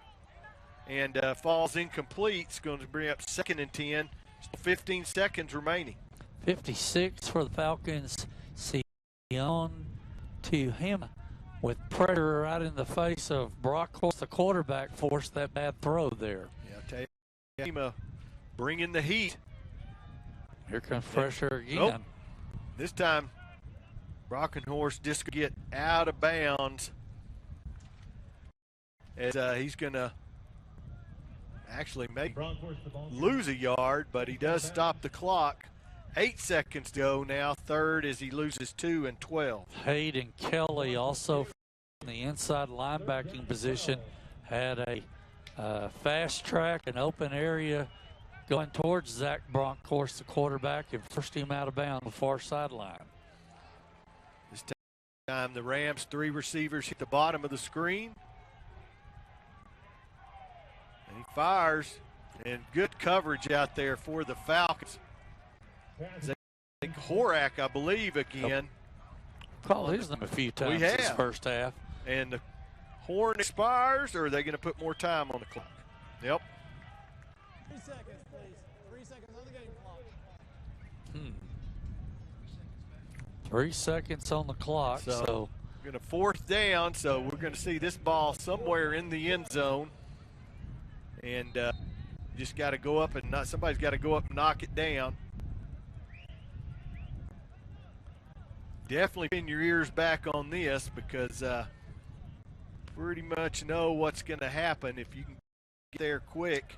I'll tell you, Clay, my people at home might think I'm crazy, but this UTPB defense has played very sound football the first half. I don't think you're crazy at all. They're great throw by Brock. We're almost caught. Actually, maybe should have been caught, but it falls incomplete. So at the end of the first half, the Angelo State Rams, ranked number 5, lead the UTPB Falcons 24-7. There you see on the replay, the Falcons remain behind, but we'll be back after this.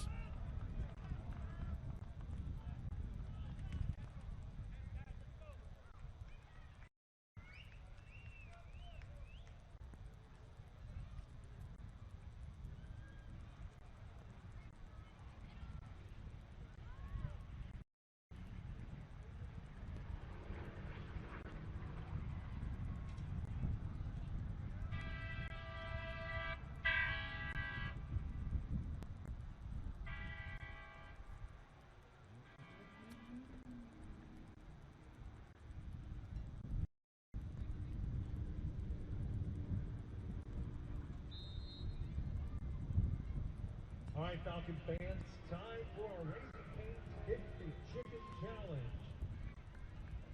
Tonight we have Alan Castillos, Emily Castillos, and Norris attempting to kick a 20-yard field goal. The fan to kick the longest field goal will be announced our Raising Cane's winner with the gift basket provided by Raising Cane's. Here we go.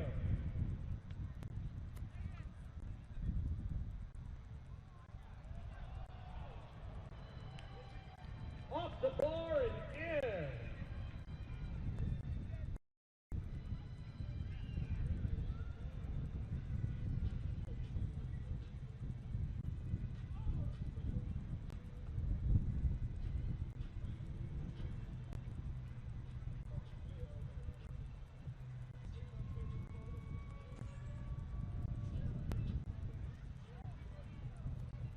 Just a little short.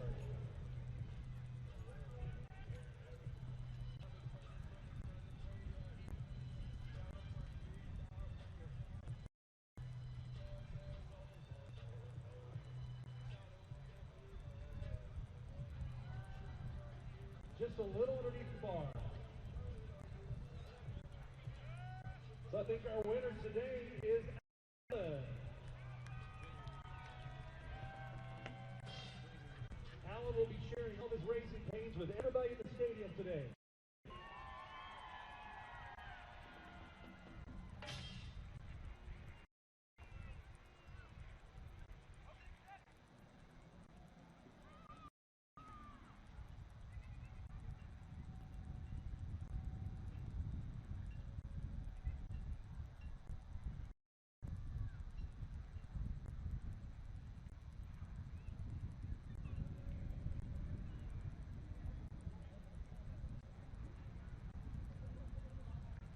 It's halftime, Falcon fans. You know what that means. It's time for your very own Spirit of the Permian Basin halftime show. Tonight, the Spirit of the Permian Basin performs music from the movies with our animation celebration halftime show. The band begins by engaging the superhero world as they perform the main theme from Disney's animated classic, The Incredibles.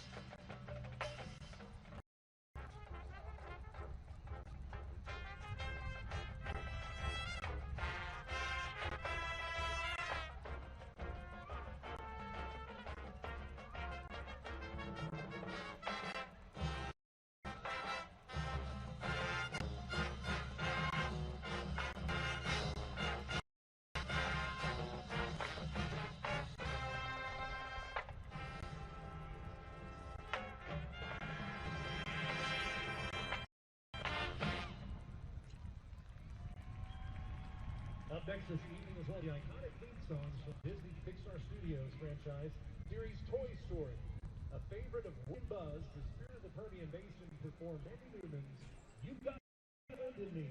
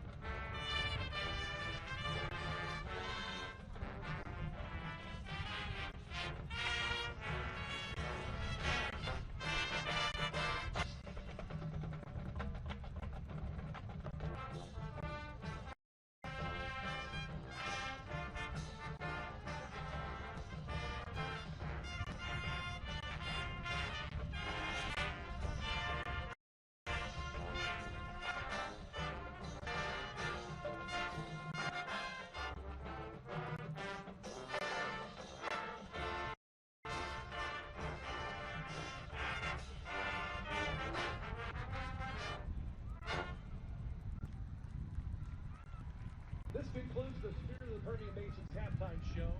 The band is under the direction of Brian Brown, Dr. Lindsay Abel, Dr. Tim Beard, and Mr. Victor. Now get on your feet for the fight song.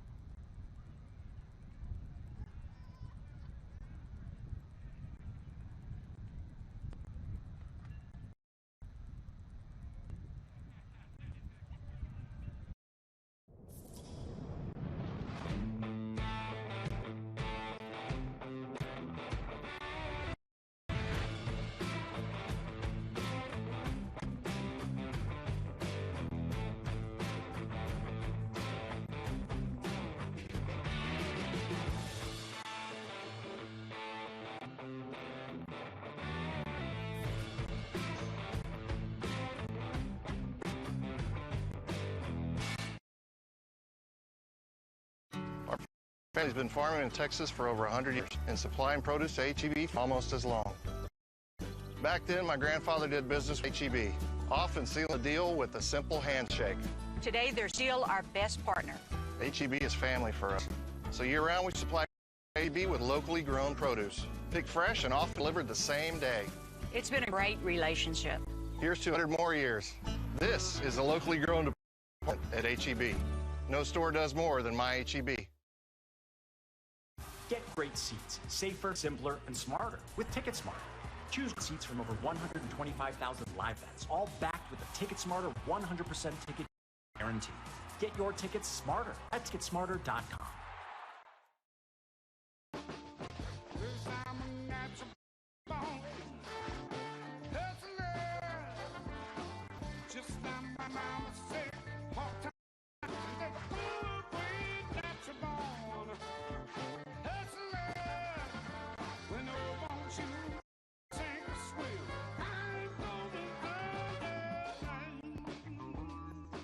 Michelob Ultra, 2.6 carbs, 95 calories.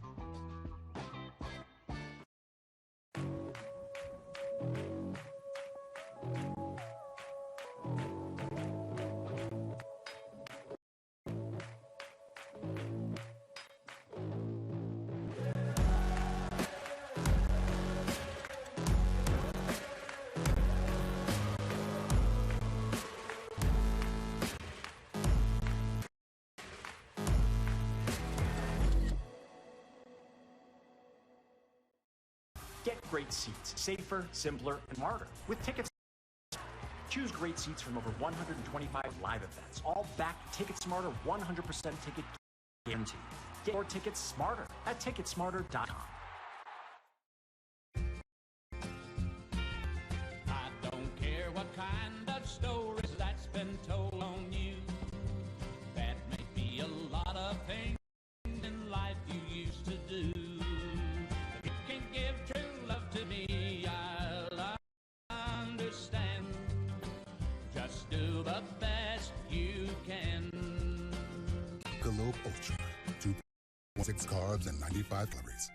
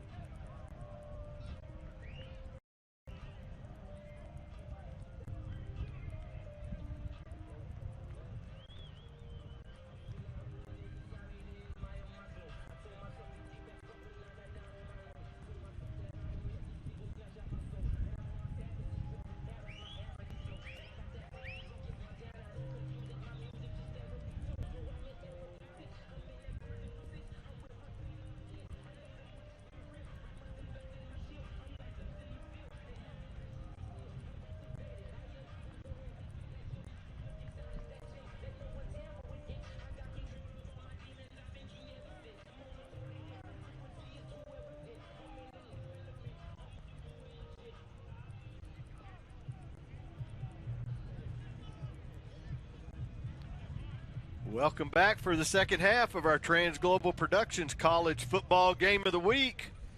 The Rams leading the Falcons 24-7. Kyle, let us know statistically how it went in the first half. Well, I think the statistics kind of tell you just exactly how well the UTPB defense has played in the first half. Angelo with only 23 yards rushing in the first half to 43. It's kind of a shock to me to see UTPB outgaining somebody on the ground in the first half. They had 207 yards, Angelo did, passing to 46 for UTPB. That's got to change for this to tighten up in the second half. 230 total yards in the first half for Angelo to 89 for UT Permian Basin. And we talked about at half how well the UTPB defense, it just feels like this is a closer game than 24-7 because UTPB has played well defensively in the first half. They have, and looks like it's going to be another touchback as kicking there once again for the Falcons. Michael Mayfield puts it in the corner of that end zone, so the Rams will take it over at their own 25-yard line. The Rams actually come into this ball game averaging 227.5 yards rushing per game. And they're not near that at all right now. So being held to 23 yards is amazing. Omayabu, the third, their running back, has a net total yardage of 35 in the first half. They've got some others in negative numbers. Good play there on first down. Good play pursuit by the Falcon defense to take care of that little wide receiver screen out there. Going to be a pickup of 4 now. Second down and 6 for the Rams as quickly the black jerseys get to the ball and bring the receiver down. Good recognition by that defense to get out there on that slot screen out to the left. Bronkhorst swings it out once again to Omayabu, and he fights his way forward. Looks like he's going to have just enough for the first down, but a great open field tackle. Once again, Lane Horak has come into the ball game tonight, and he's all over the place. I tell you what, he's throwing his body around, taking the legs out of that receiver right there on that pass. Did get the first down, but man, he is throwing himself around on the field, making his presence known. Bronkhorst fires again quickly. Oh, breaks the tackle this time. Noah Massey is going to have close to what's needed for a first down. Let's see what the flag is. Might be a hold out on the corner there on that screen to the far side of the field. Zach Bronkhorst agrees with you because he's already retreated back to the 25-yard line along with some of the linemen. Holding. Number 10. 10-yard penalty. First down. It's Tony Acosta, our head referee on the call from our officiating crew, Lone Star Conference officiating crew. So back to the 28-yard line now. It's going to be first down and 18 from that point, 17 from that point. Bronkhorst once again, 2 receivers. Nope. Going in motion to the top, 2 receivers at the top of the screen. He's looking deep, and he's got a receiver, but he underthrows him as slipping behind the defense there for the Rams, Kel Williams. But the ball is severely underthrown, and a better chance for UTPB to pick that off. Yeah, I tell you, throwing into the wind, they're going from north to south. I'm talking about Angelo. I think the wind had a little effect on that pass because you're exactly right. They had a defender beat on the play down the seam here where the hash marks are, and it's going to be second and long for Angelo. So Bronkhorst brings him up to the line. Matthew Carter, the H-back there, do some blocking for Omayabu, and he is going to drive forward, going to pick up a lot of yards. He's going to pick up maybe 11, 12 yards on that carry. Off the left side, good blocking and a good seal by their offensive line to allow Omayabu to get up the field and pick up that 11 or 12 yards you're talking about. This is third and manageable, 3rd and 8 for the Angelo offense. So once again, they're going to flood the bottom of the screen. 3 receivers that way. Bronkhorst Takes the snap.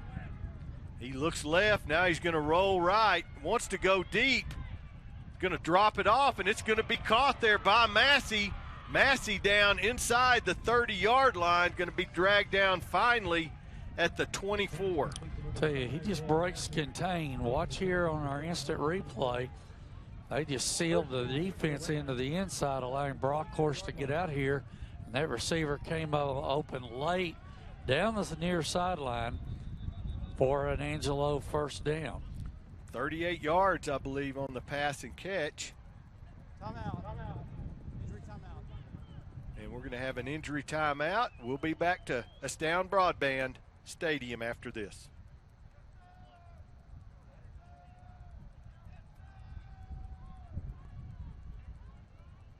Attention, ladies and gentlemen. You have to be parked in the south parking lot of the stadium. There will be fireworks tonight at the Rockhounds. So if you want your car covered with soot and fire, you need to move your car right away.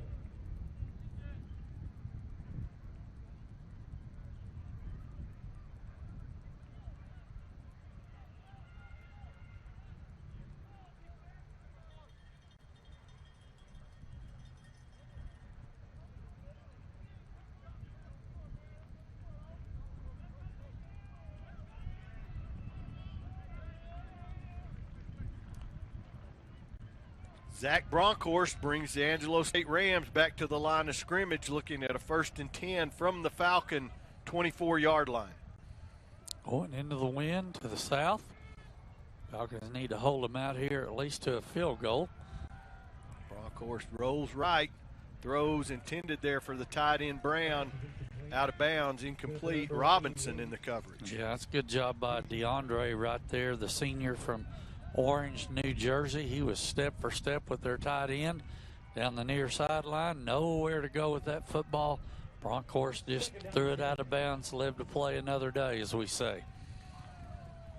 2nd and 10 from the 24-yard line of the Falcons. I'm talking about Angelo with the football. Bump and run coverage on the outside receivers. And they're going to back off up on the top side of the screen.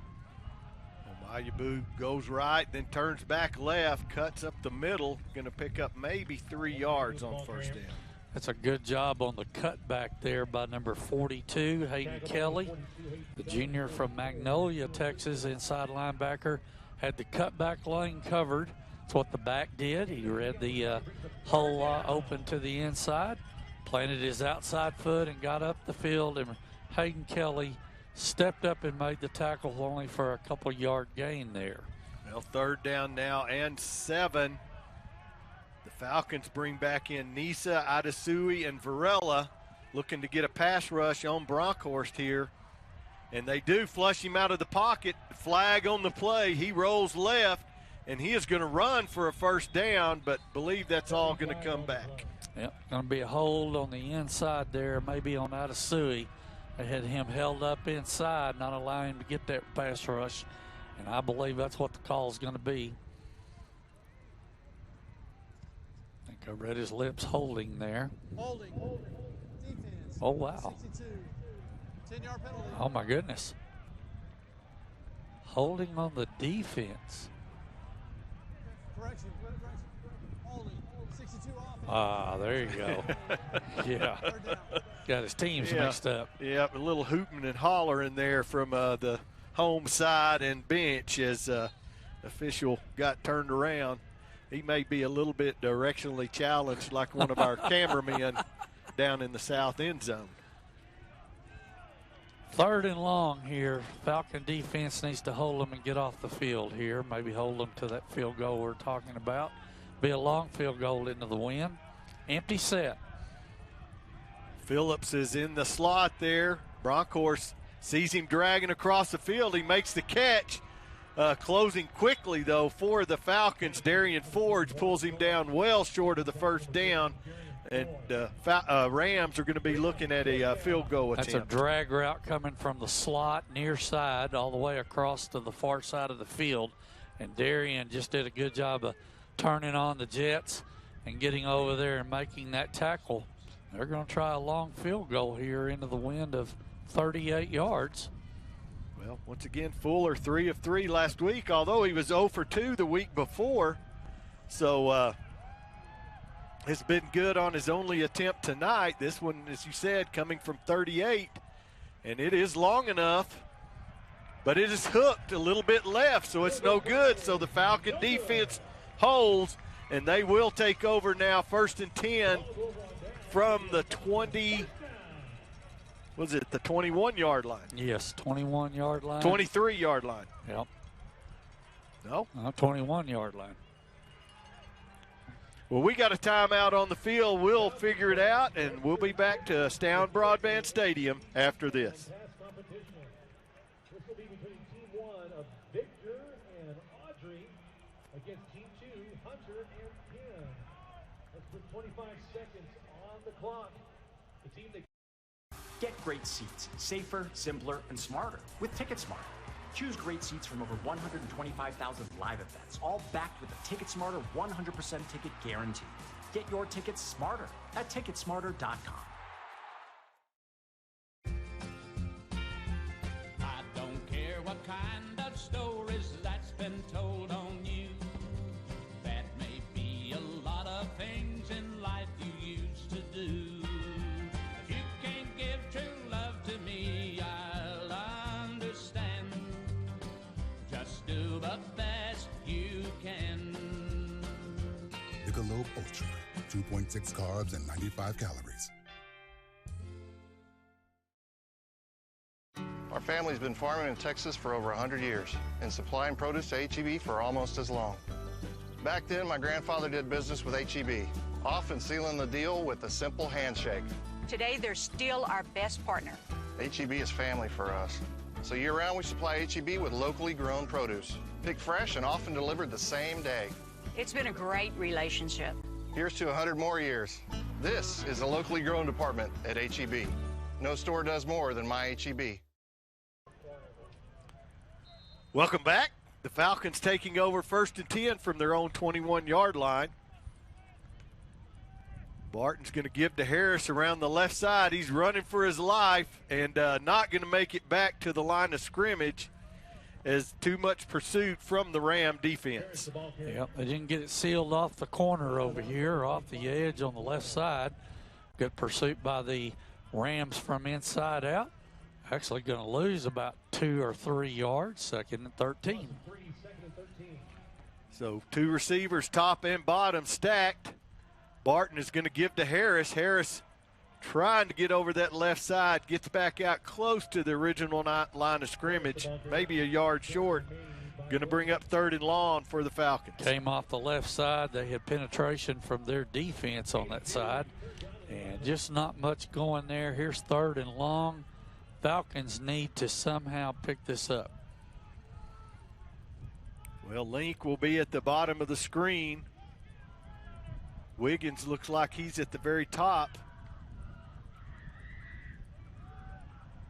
Barton pumps, had time, but coverage there, and he's going to have to eat it, and he's going to be taken down back at the 13, 14-yard line. They wanted to throw the ball to Link there, and they rolled double coverage over to his side of the field, the near side, and once that route wasn't open, the protection just broke down, nowhere to go, and the sack takes place.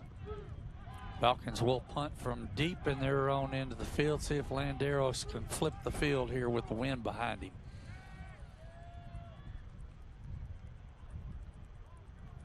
So a good punt. Landeros averaged 38.4 in the first half. Good hit there on the return. DeAndre Robinson, I believe also, and once again, long snapper Grant Gensimer down to help. Yep. That's a tag team effort right there, Clay. There it was on the instant replay as those two guys got down there and got the returner down. They've got a short field to work with here. I'm talking about Angelo. They've got good field position at their own 47-yard line. So they will take over at that point. The 1st and 10 for the Rams. Going into the win this quarter, so Angelo State will have the wind at their back in the 4th quarter. Falcons would like to get the ball back quick here. And I believe the Falcons are going to take a timeout. Timeout. Permian Basin. We'll be back to Midland after this. 30-second timeout. I love UT Permian Basin because of the culture. This is my home. Everybody in your corner, they want to see you succeed. Turn your plan into action with a degree from UT Permian Basin. UTPB was the best fit for me financially, and it's allowed me to get a college education and get out with my dad. Our faculty, alumni network, and UT sister resources give you the advantage you need at an exceptional value. Your plan, our promise, UT Permian Basin.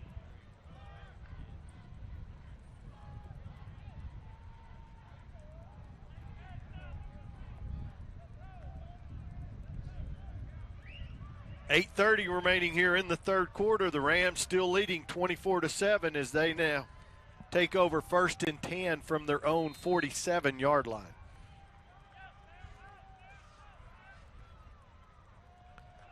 Omayabu, I apologize for having trouble with that name, fights his way over the left side, and he's going to pick up about 4 yards, 3 to 4 yards on first down. We're going to take a timeout, and we will be back after this.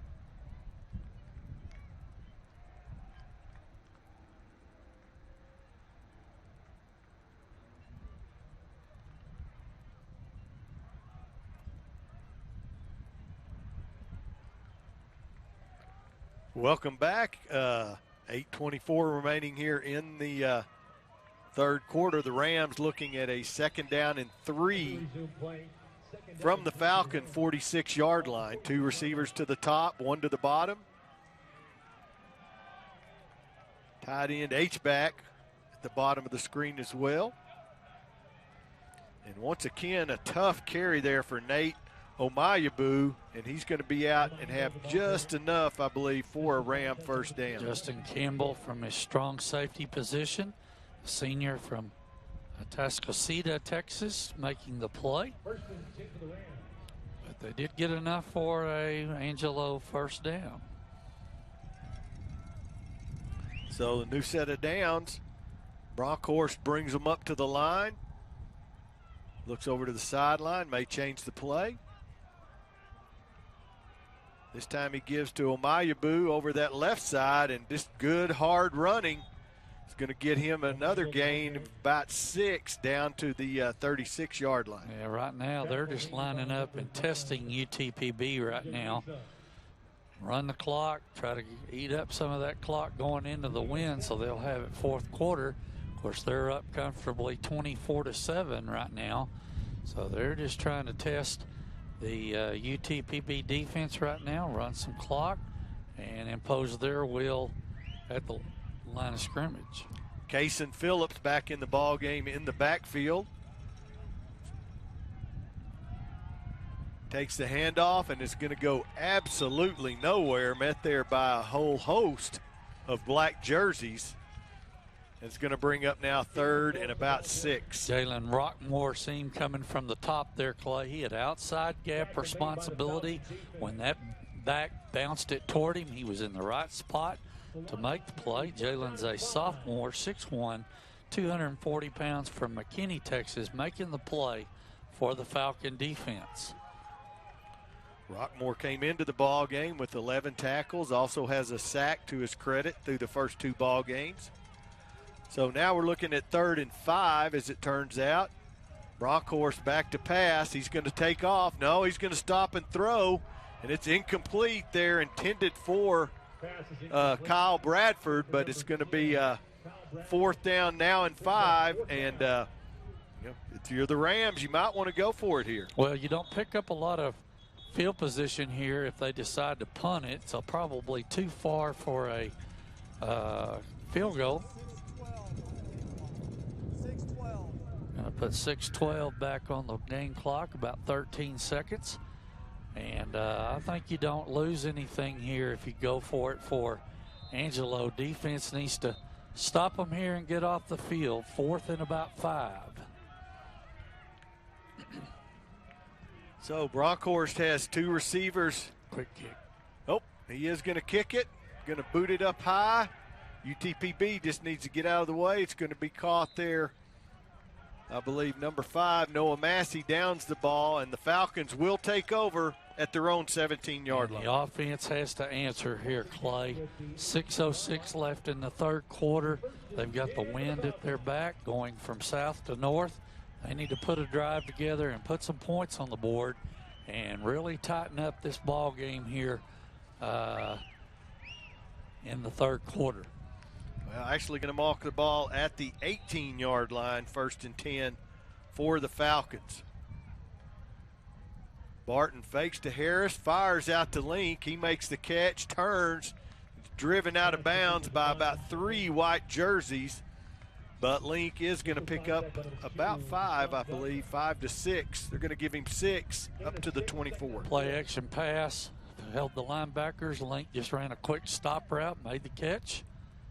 Here we go back with the ball. Harris is going to be met rudely at the line of scrimmage. I think leading the pack there, Darren Allman for the Rams. So it's going to be now 3rd and 4 for these Falcons. See what they dial up here. Ball on the near hash. Well, 2 receivers up top. Johnston is the H-back there at the bottom of the screen. Fakes to Harris. He has Link on the left side. Link with the cut inside the 40, the 30, and he is going to be the new UTPB leader in touchdown receptions. MJ Link on the pass and catch. Touchdown, Falcon. Watch our Trans Global Productions instant replay. A little play action right there.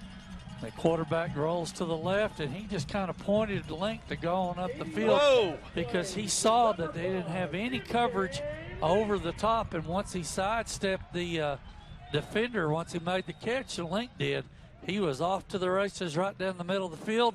Falcons are on the board. Roberts on for the extra point. And it is good, but MJ Link in spectacular fashion becomes the Falcons' all-time touchdown leader in receptions with 14, I believe, and cuts the lead to 10 here. The Rams still lead 24-14.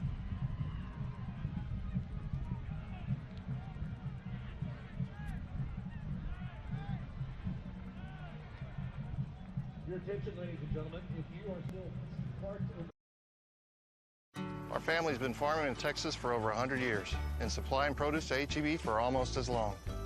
Back then, my grandfather did business with HEB, often sealing the deal with a simple handshake.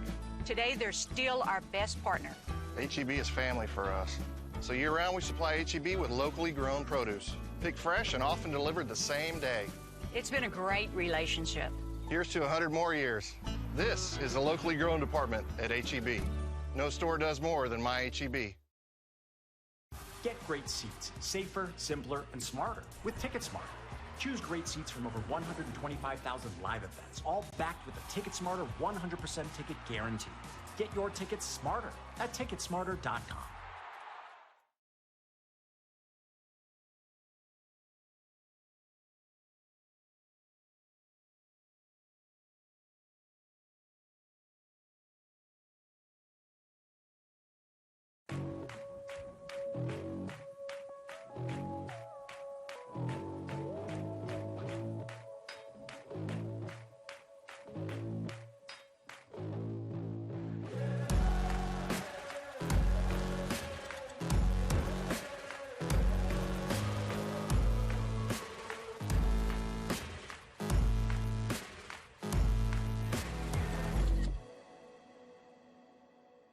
Falcons for the 43, Michael Mayfield.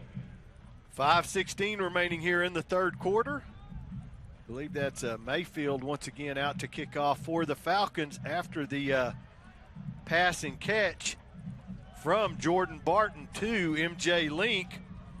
Gets the Falcons to within 10. Mayfield once again aiming for the corner, gets it deep in the end zone, and the Rams will take over at their 25-yard line. Need a turnover here, Clay. I think that would be a big turning point in the game.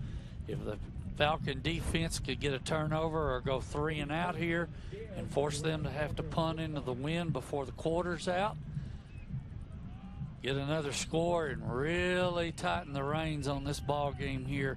Make Angelo a little uncomfortable. That was one of my keys to the game, is keeping it close and making Angelo a little uncomfortable as the game went on. Well, we've seen the defense stand up many times tonight. Bronkhorst fires.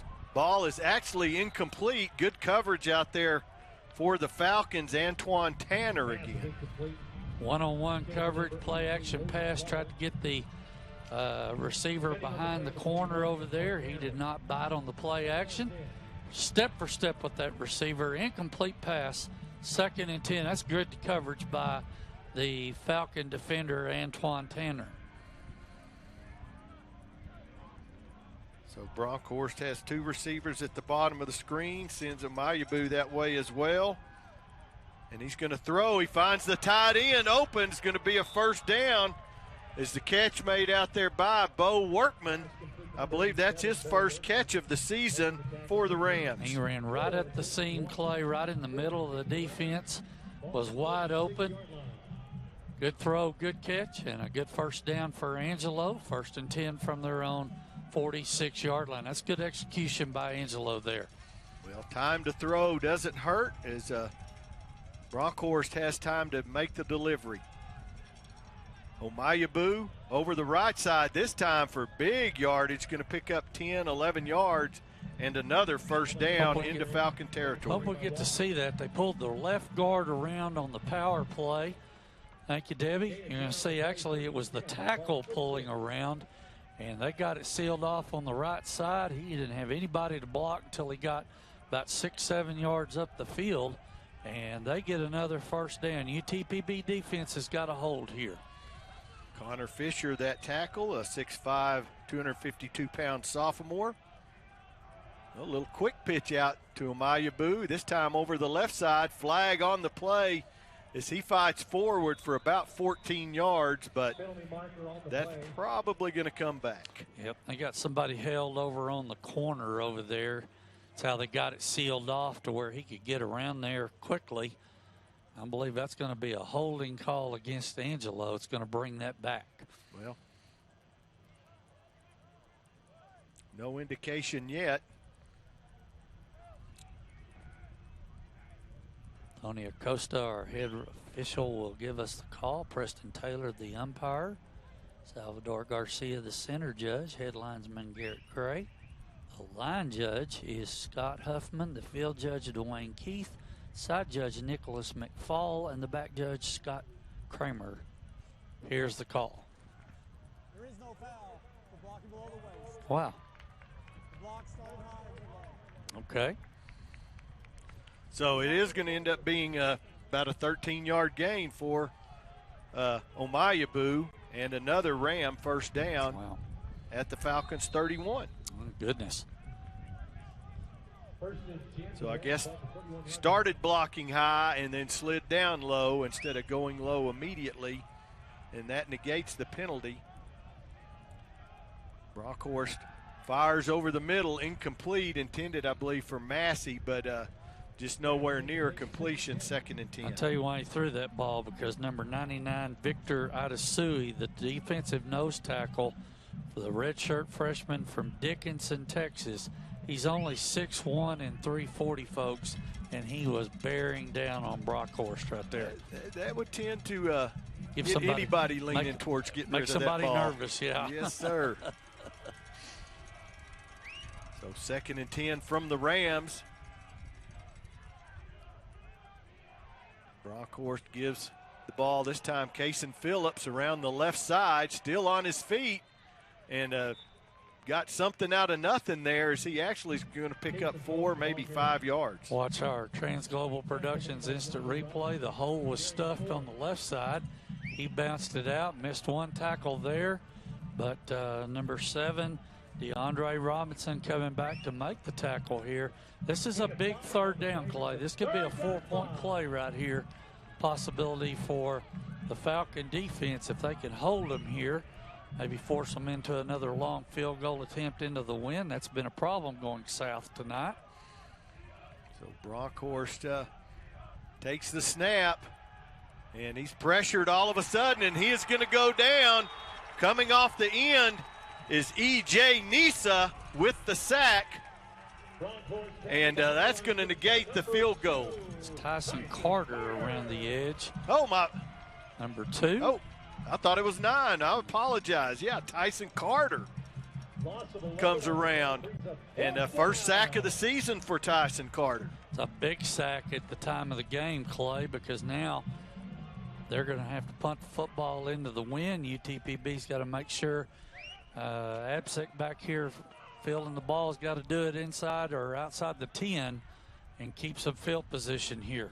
Well, Tyson Carter, the senior out of Sugar Land, Texas, a big play for UTPB's defense, and Absek's going to make a fair catch at the 13-yard line. It's a good job by Gunnar Absek to come up and field that ball, not let it hit the turf, and maybe bounce on down inside the 10. Kept a couple of yards, 3 yards field position-wise here. Falcons have the ball. 1st and 10 from the 13. Let's see if they can find a way to get some points here with the wind still at their back with 2:13 left in the 3rd quarter. Take a shot here. Well, I don't know, but I'd be looking at number 5 down here on the bottom of the screen. You've got safety help over the top. That might be tough. Throw the stop right to him. Stop, and he's got the ball, and he's going to step out of bounds for a Falcon 1st down at the 30-yard line, gain of 17. And they rolled coverage back off of Link and allowed him a big cushion down here to run the 10-yard stop route. Actually ended up further than that for a 1st down. The Falcons going quick. Harris takes it, misses the with the fake. 2 or 3 flags on the play. And we'll see what the call's going to be. It's either going to be a hold or. This might be 2 calls, Clay. They got one down here where Link was, and they got one in the middle of the field where usually you have offensive holding called. Let's see what the call is from our head referee, Tony Acosta. So we may just do it again. Yep. May offset. There are 2 on the play. How about that? One by each team. Pass interference. Defense. Number 2. Holding. Offense. Number 51. Those penalties offset. Replay. 1st down. A do-over. A mulligan. Do it again. They rolled up coverage, bump and run coverage down here on Link now. But he is going to have help. Yep, got a safety over the top of him here.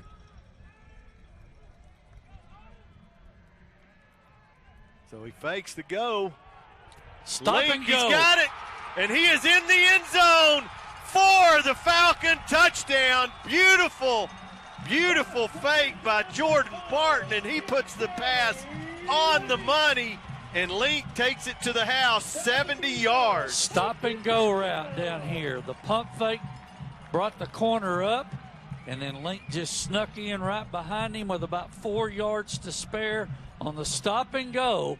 And once the ball's in MJ's hands, he's got clear sailing down the near sideline for the Falcon touchdown. So, Kyle, listen to this real quick before we go to break. The extra point here from Carson Roberts is up, and it is good. The last 3 UTPB plays from scrimmage have resulted in 169 yards passing for Jordan Barton and 169 yards receiving and 2 touchdowns for MJ Link. The dynamic duo. And the Falcons cut the lead to 3. The Rams lead 24-21, a minute 40 remaining here in the third quarter.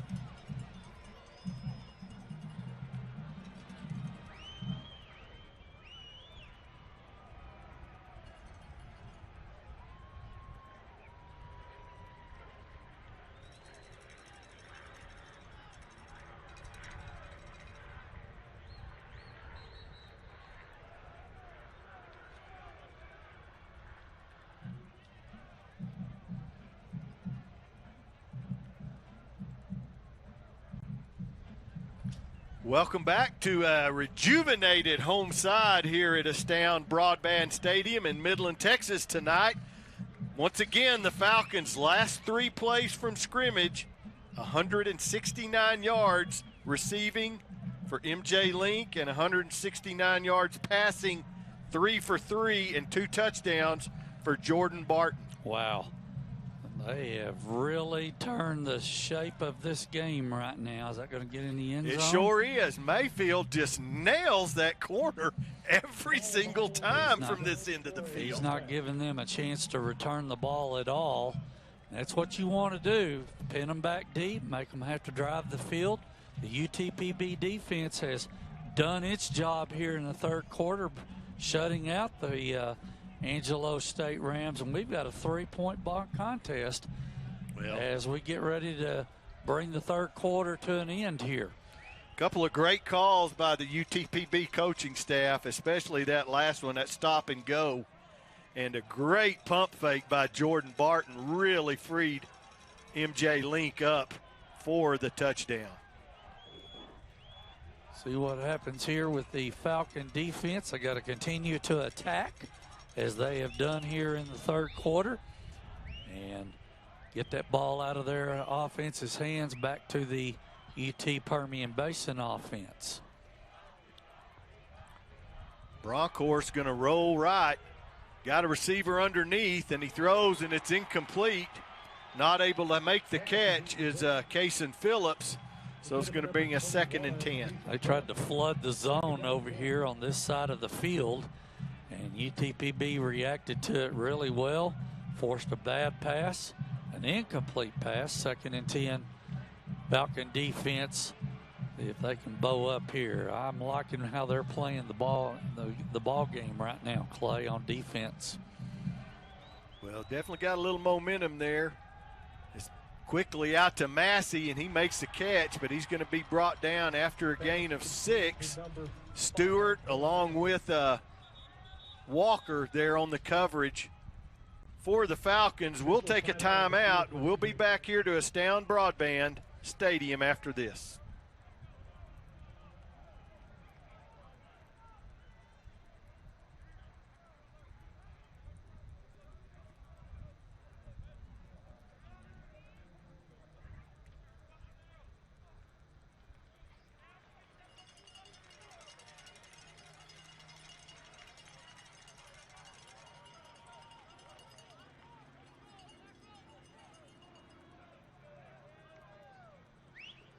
Well, a big third down for the Rams and the Falcon defense here. 3rd down and 4, nearing the end of the third quarter as the Rams are backed up on their own 31-yard line. See if UTPB brings a little blitz maybe here, Clay. Get some pressure on that quarterback. Well, they're going to rush 3, but they still got pressure, and Bronkhorst delivers incomplete And what a play there by the Falcons. That's a good job by number 4 for the Falcon defense right there. That's J.T. Walker. Look there. He just got in and got his hand in there and knocked the ball loose. UTPB has really turned the tide here momentum-wise. Oh. They're missing a player on their punt team. Short one person. And time still on the play clock. Jason about 8 McConaughey seconds. hustles on out. Going to be punting against the wind. There is a flag on the play. A nice spiral. Absek, fumbles the ball on the fair catch. And that flag may be huge. Not sure who's going to come up off the bottom of the pile. Got a lot of officials wearing white and black jerseys out there right now.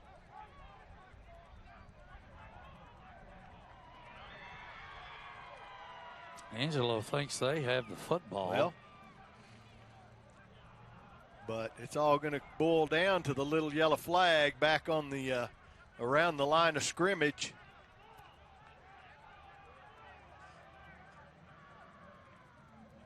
Well, we still got guys pointing every which way. Well, we got somebody, a UTPB guy with a ball in his hand. Courtney Massengill comes out of the pile. Illegal formation. Kicking team. That penalty will be added on. First down. Wow. So the Falcons will get the ball. Courtney Massengill on the recovery there for the Falcons. Great job in that pile. Who knows how he came out with that ball, but the Falcons have the ball at the 41, and I guess they're going to tack the penalty on, although they're... Looked like a big rugby scrum, didn't it, yes, down it there did. on the ball? Imagine what was being said down there on the bottom of that. We probably better not go there. Yeah, probably not. There's all sorts of shenanigans. Yeah, tomfoolery going on down there. Barry's old term, a little tomfoolery. Tomfoolery, yeah. Nope, we got to mark off the penalty here, so... Illegal formation by the kicking team. That penalty is being enforced 5 yards from the end of the recovery. First down, Permian Basin. So 54 seconds still with the wind at their back. Once again, you got press coverage down here on MJ Link. And this time we're going to hand off to Corey Harris. He goes over the left side, flag on the play, so maybe bringing that back. Yeah, he bounced it outside there to the left after nothing in the middle. Offense, number 51. 10-yard penalty. First down. It's a big penalty, Clay. 10 yards from the original spot will make it 1st and 20. So they're back to the 36-yard line now. Clock will start again. 43 seconds to go here in the third quarter. Barton with Harris once again in the backfield. The Rams looking like they're going to bring the house. Now going to make a change as well. Harris up the middle and just absolutely nowhere to go. He's going to lose a yard back to the 35-yard line. I'll tell you, number 92 is pretty proud of himself right there. Mayo Williams, the sophomore, he just plugged that run right in the middle. And time is going to expire here in the third quarter, so the Falcons, with a 14-0 quarter, cut the lead to 24-21. We'll be back for that fourth quarter right after this.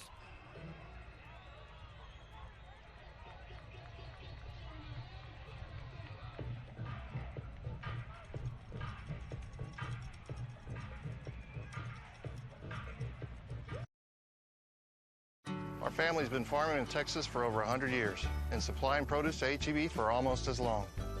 Back then, my grandfather did business with H-E-B, often sealing the deal with a simple handshake. Today, they're still our best partner. H-E-B is family for us.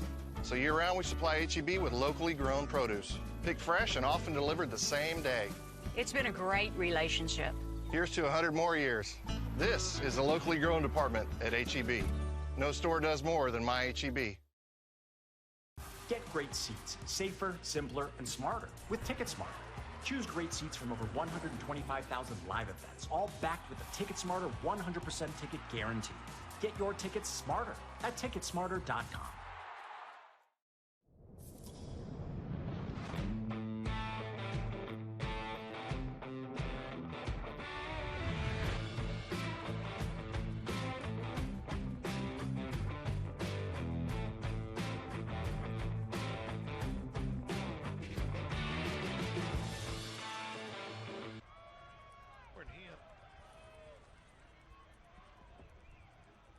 All right, we're back at Astound Broadband Stadium in Midland, Texas for our Trans Global Productions College Football Game of the Week.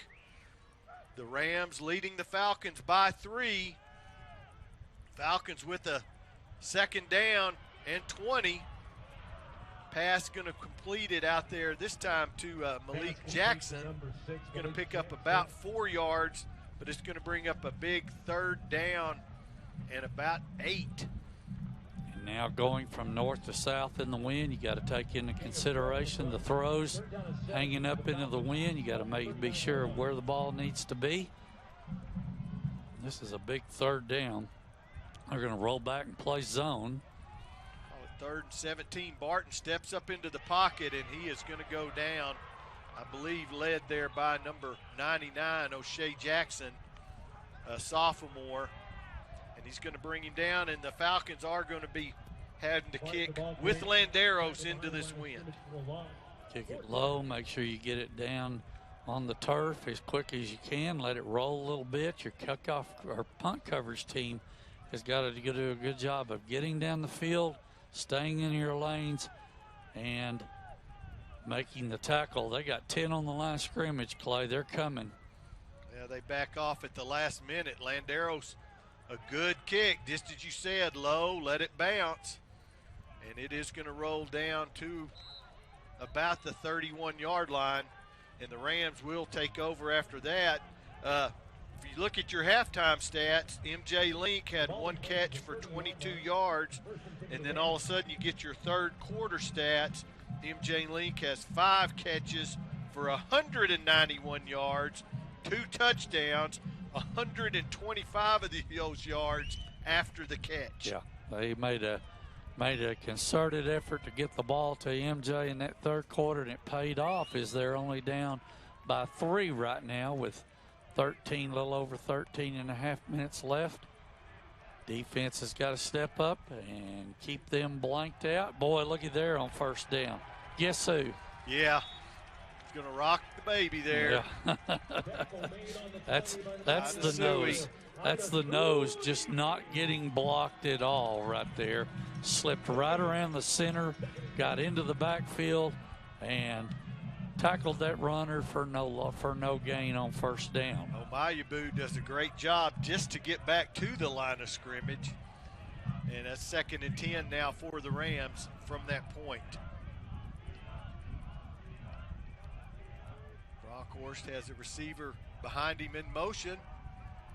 Steps back, starts to run, makes the throw, and it's going to be complete out to Kyle Bradford and have enough for a Ram first down. Hooking up right in the middle of the field, Clay. In front of the safety in the corner that were down here.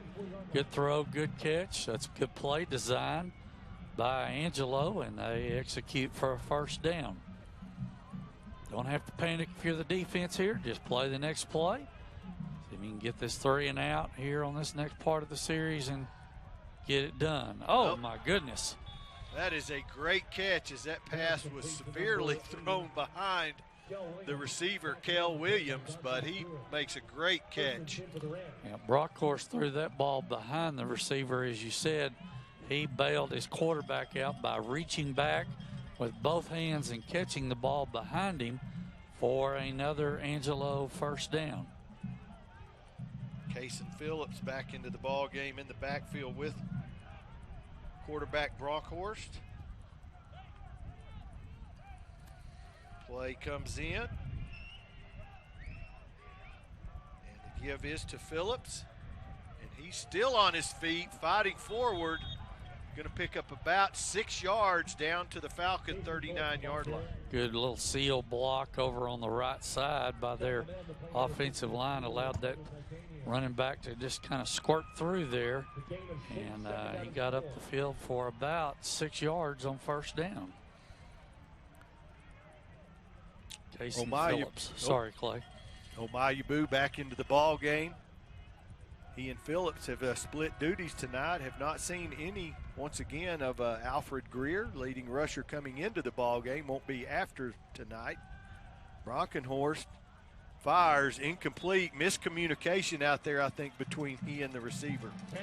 Yeah, I think Brockenhorst was expecting the receiver to kind of hook up and stop, and he kept working toward the middle of the field. They're lucky they didn't get that one picked off. Yeah, LaVales was definitely there in coverage. So we saw him with a big interception last week for a touchdown. No, that was Stewart. Stewart, that's right. With the pick 6 last week. Yep, that's correct.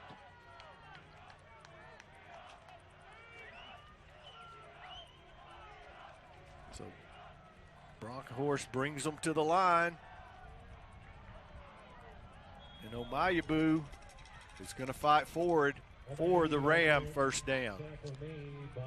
Yep, sealed it off on the left side, gave him a hole to kind of squirt through, which he did, and got his legs taken out at the Falcon 34-yard line.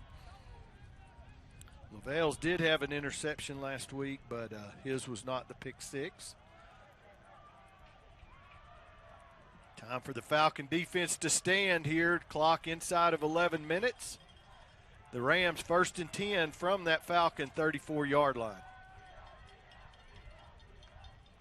Omayabu carries over the right side. Going to find the going tough, but is going to fight forward for a gain of only giving maybe 2-3 yards.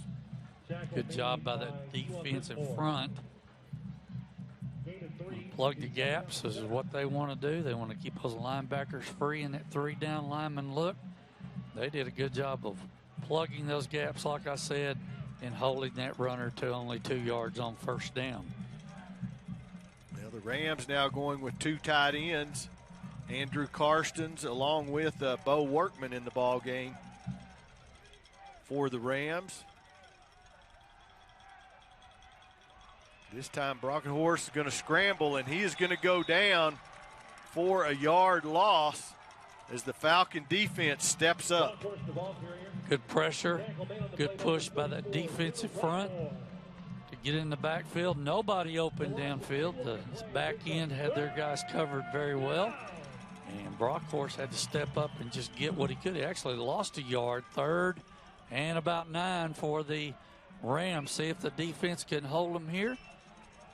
Rockmore, I believe, there doing most of the damage, or part of the damage for that Falcon defense anyway. 3rd down and 9.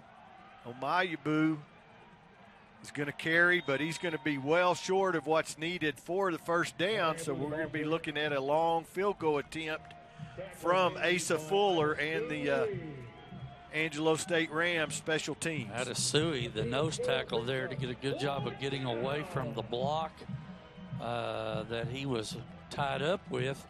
Came down flat the line of scrimmage and made the play, and going to force a long field goal attempt here by Angelo. So they're going to put the ball down at the 36-yard line. Going to be a 46-yard effort. Wind at his back. Kick is up, and it is long enough, and it is good. So the Rams put another 3 spot on the Falcons, and they lead 27-21 with 8:33 remaining in the ball game. Falcons 21.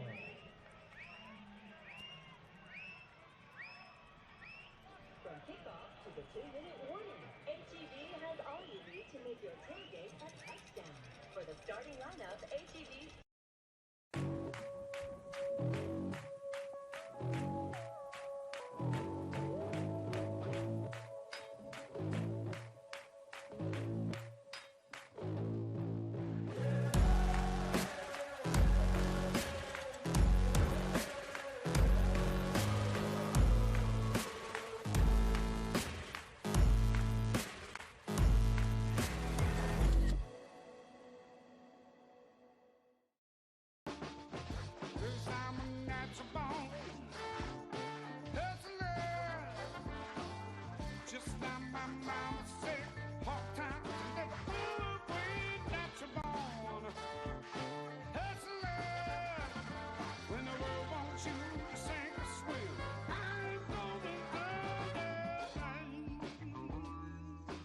Michelob Ultra, 2.6 carbs and 95 calories.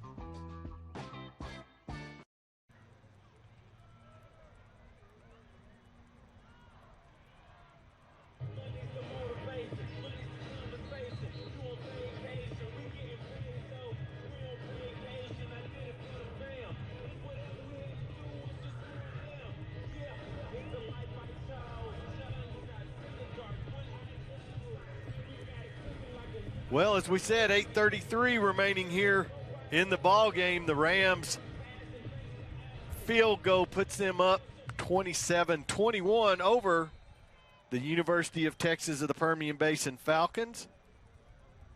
Now Fuller to kick off. We've seen these go through the end zone from this end. And it's going to happen again. And the Falcons will take over from their own 25-yard line, trailing by 6. Clay, I think the important key here for the offense right now is about the one word, execution right now.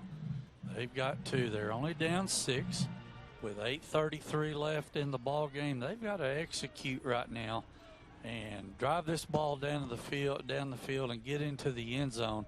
It doesn't have to be in a big play, but mix some run and pass options here and maybe get yourself down the field. Get this Ram defense on its heels a little bit. Well, Barton, he's going to look deep. He's going for Wiggins. Wiggins goes up and makes an outstanding catch at the Ram 37 or 36-yard line. Watch our Trans-Global Productions instant replay. Good protection. And he just goes up and takes it away from these two guys right here. They didn't do a very good job of playing the ball, and he did and made the catch down to the 39-yard line of Angelo. 36 yards, and then Harris brought down immediately by Micah Flowers in the backfield. Is going to come back and lose 4 on the next play, but a outstanding catch by Tim Wiggins, the junior from Santa Clarita, California. Yep, they brought an inside linebacker blitz on first down there. That's how they got in the backfield with no penetration or no blocking there. And the penetration caused a 4-yard loss on first down. So 2nd and 14. The pass is underthrown, and it is going to be picked off there by the Rams around this left side, and he's going to carry it out to midfield. Darren Allman, the linebacker, makes the big interception for the Ram defense. What happened here, Clay, watch the defensive end stunt inside. He beats the block and forces the quarterback, Barton, to have to step up and throw before he wants to. That's what caused that interception right there. We're going to put the ball smack on the 50-yard line. So once again, this UTPB defense is going to be called on to hold the Rams and get the ball back for the offense. That last pass a little underthrown, but we've seen that against the wind more than once tonight by each team.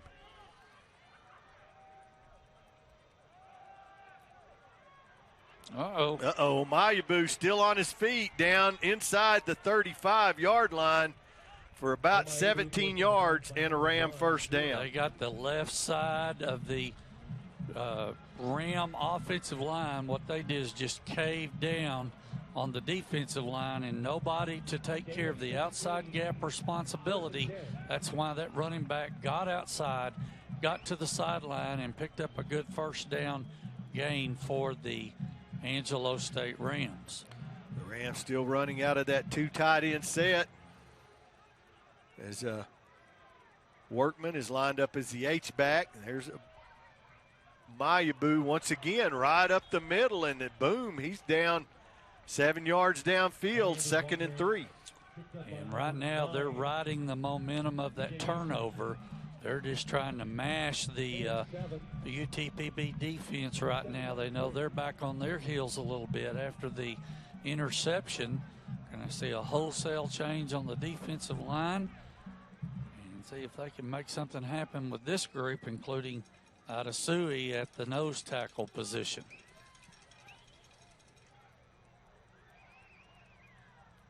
Bronkhorst going to look to the sideline. And once again, handoff up the middle, still on his feet. Oh my Yabu. Oh, yeah. Gets the first down for the Rams. Yeah, easy for somebody else to say. That's right. Down to the 18-yard line, 1st and 10. Yep. Again, just sealed off their left side. The defense crashed down and allowed that running back Omayabu to get around the left side and up the field for a first down. Yeah, Omayabu now up over 100 yards tonight in the ball game for the Rams. Bronkhorst taking his time. He's going to throw to the corner, and the pass is incomplete. There's going to call a flag on the play. We'll see what the call is. Maybe a little bit of pass interference. Larry may be right here, or face guarding. Pass interference. Number 3. 15-yard penalty. Automatic. Well, they did the play action there, Clay, and got the one-on-one coverage they wanted on the far side. And the pass interference penalty against the UTPB defense is going to put the ball down inside the 5-yard line, 1st and goal for the Angelo State Rams. Well, the penalty, he said number 3, who is quarterback Dylan Graham. Not sure who the penalty was on, but it is a penalty nonetheless. And so now this Falcon defense is really going to be taken to task to keep the Rams out of the end zone. Great play there as Cason Phillips is brought down once again by you-know-who, Lane Horak. Came on the outside. Linebacker responsibility on the D gap, outside left D gap. And he just took the running back's legs out. Looked like they might have lost about a yard there. They got him marked back at the 4. Horak is a freshman from Rockwall, Texas. Had a big game tonight on defense for the Falcons. 2nd down now and 4. And Bronkhorst going to keep it himself and nowhere to go as once again. Guess who? Guess who? It's not a broken record, but Lane Horak comes up to trip him up for a no gain. They tried the zone read here, Clay. Watch from the south end zone. Pulled the ball, saw the defensive end come down. And what happened was Horak had that responsibility outside to force anything that went that way back in. And he just took Bronkhorst's legs out for no gain, 3rd and goal. So big one for the Falcons here, although the field goal will make it a 2-score game, and it'll be a short kick. And the Rams going to take a timeout. We'll do the same. 4:08 remaining here in Midland. The score still reads the Rams 27, the Falcons 21.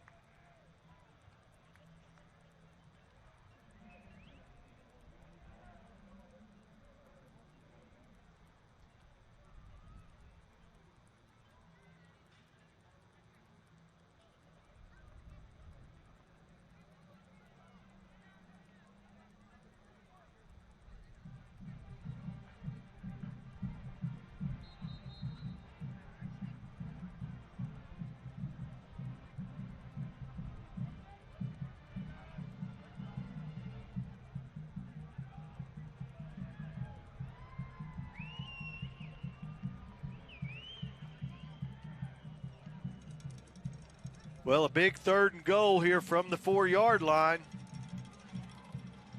as the Rams use their first timeout of the second half, but looking to put the ball in the end zone against this Falcon defense. Bronkhorst throws, and it's going to be caught. I believe that's going to be Bo Workman, number 87, tight end, for the Ram touchdown. Yep, they got the matchup they wanted with the by formation. Tight end over here only had a safety over the top, bid on the play action pass, and the tight end got in right behind them on the back end of the end zone. Good throw, good catch, and an Angelo State touchdown. So That all happened because of the formation, Clay. Fuller looking to make it a 13-point ball game. Snap is good, the kick is up, and it is good. So 4:03 remaining now. Angelo State leads UTPB 34-21.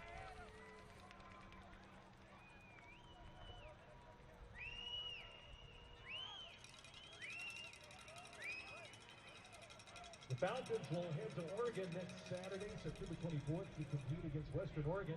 Tune in live or listen to our UTPB Falcons play-by-play on the LSC. Get great seats, safer, simpler, and smarter with TicketSmarter.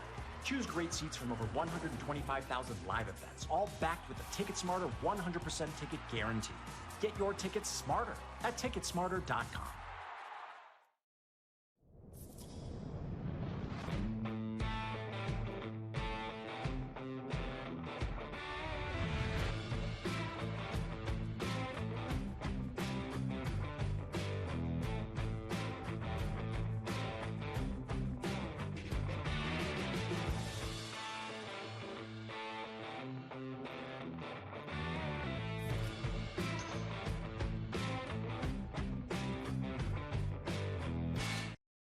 Introducing Falcon Free at UTPB, a new way to earn your degree for free. No loans, no debt. If your family makes $100,000 or less, your tuition and fees are covered. It's the best opportunity in Texas, right here in the Permian Basin. Learn more at utpb.edu/FalconFree.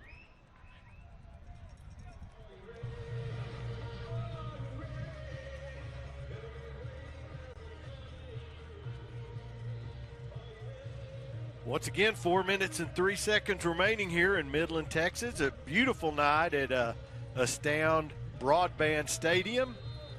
The Rams now with a 13-point lead, 34-21.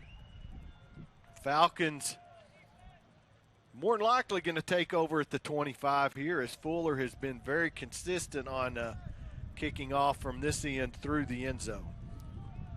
And that's exactly where that one's going to go now. So 4:03, I think you've got to be considering maybe no huddle here. Trying to get up the field as quick as you can and execute. Down by 13, you've got to score quickly, keep some time on the clock. Falcons only have 2 timeouts left in the ball game. And see if they can make this a one-score game on this drive. Well, it puts a lot of pressure on your offensive line in this position, because everybody in the stands and everybody in that other huddle knows what's going to happen here. And they're coming. Barton dancing around. He's going to roll out left, and he's just going to head out of bounds and lose maybe a yard back to the 24, maybe marking back at the line. Part of that is a coverage sack, Clay. Nobody open down the field, but they got pressure. I'm talking about Angelo brought pressure from their left side and forced Barton to have to step up and not give him enough time to make a throw and a read. Well, once again, had time, but now it's going to dump it off. There's the flag. Man, there's 2 flags. Oh, he was way over the back of the receiver before the ball got there. Yeah, MJ Link, the intended receiver there, and definitely the defender got there way before the ball. Yep. Pass interference, defense, number 25. The ball will be placed at the spot of foul. Automatic first down. So the ball is placed at the spot of the foul. That should be 15 yards from the line of scrimmage. I don't remember that rule being in the college game, but nonetheless, that's what they're going to call. It's going to be 1st and 10 for the Falcons from the 27-yard line now. Yep. One-on-one coverage up at the top with a little bit of safety help. Barton, once again, has time to throw, but not able to let go. And he's going to be brought down back inside the 20 at the 18-yard line.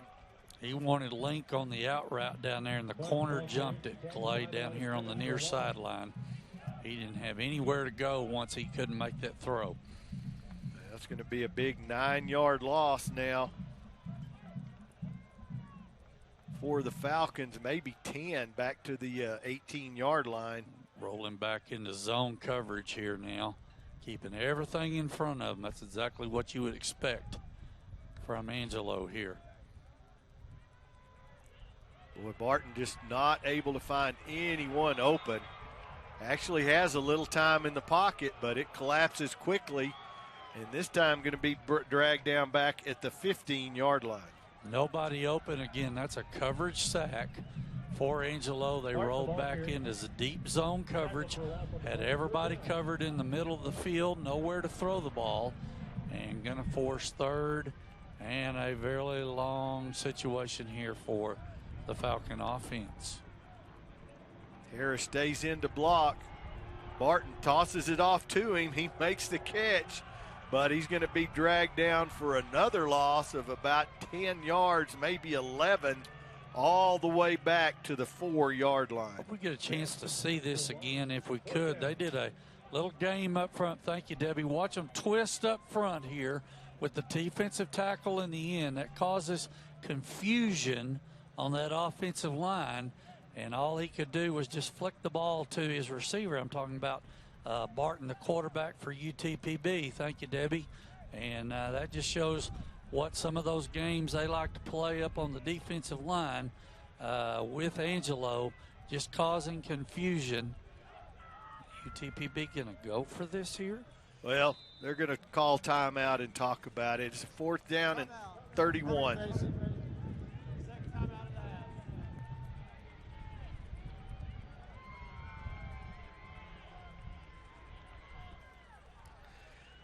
Well, I'll say this.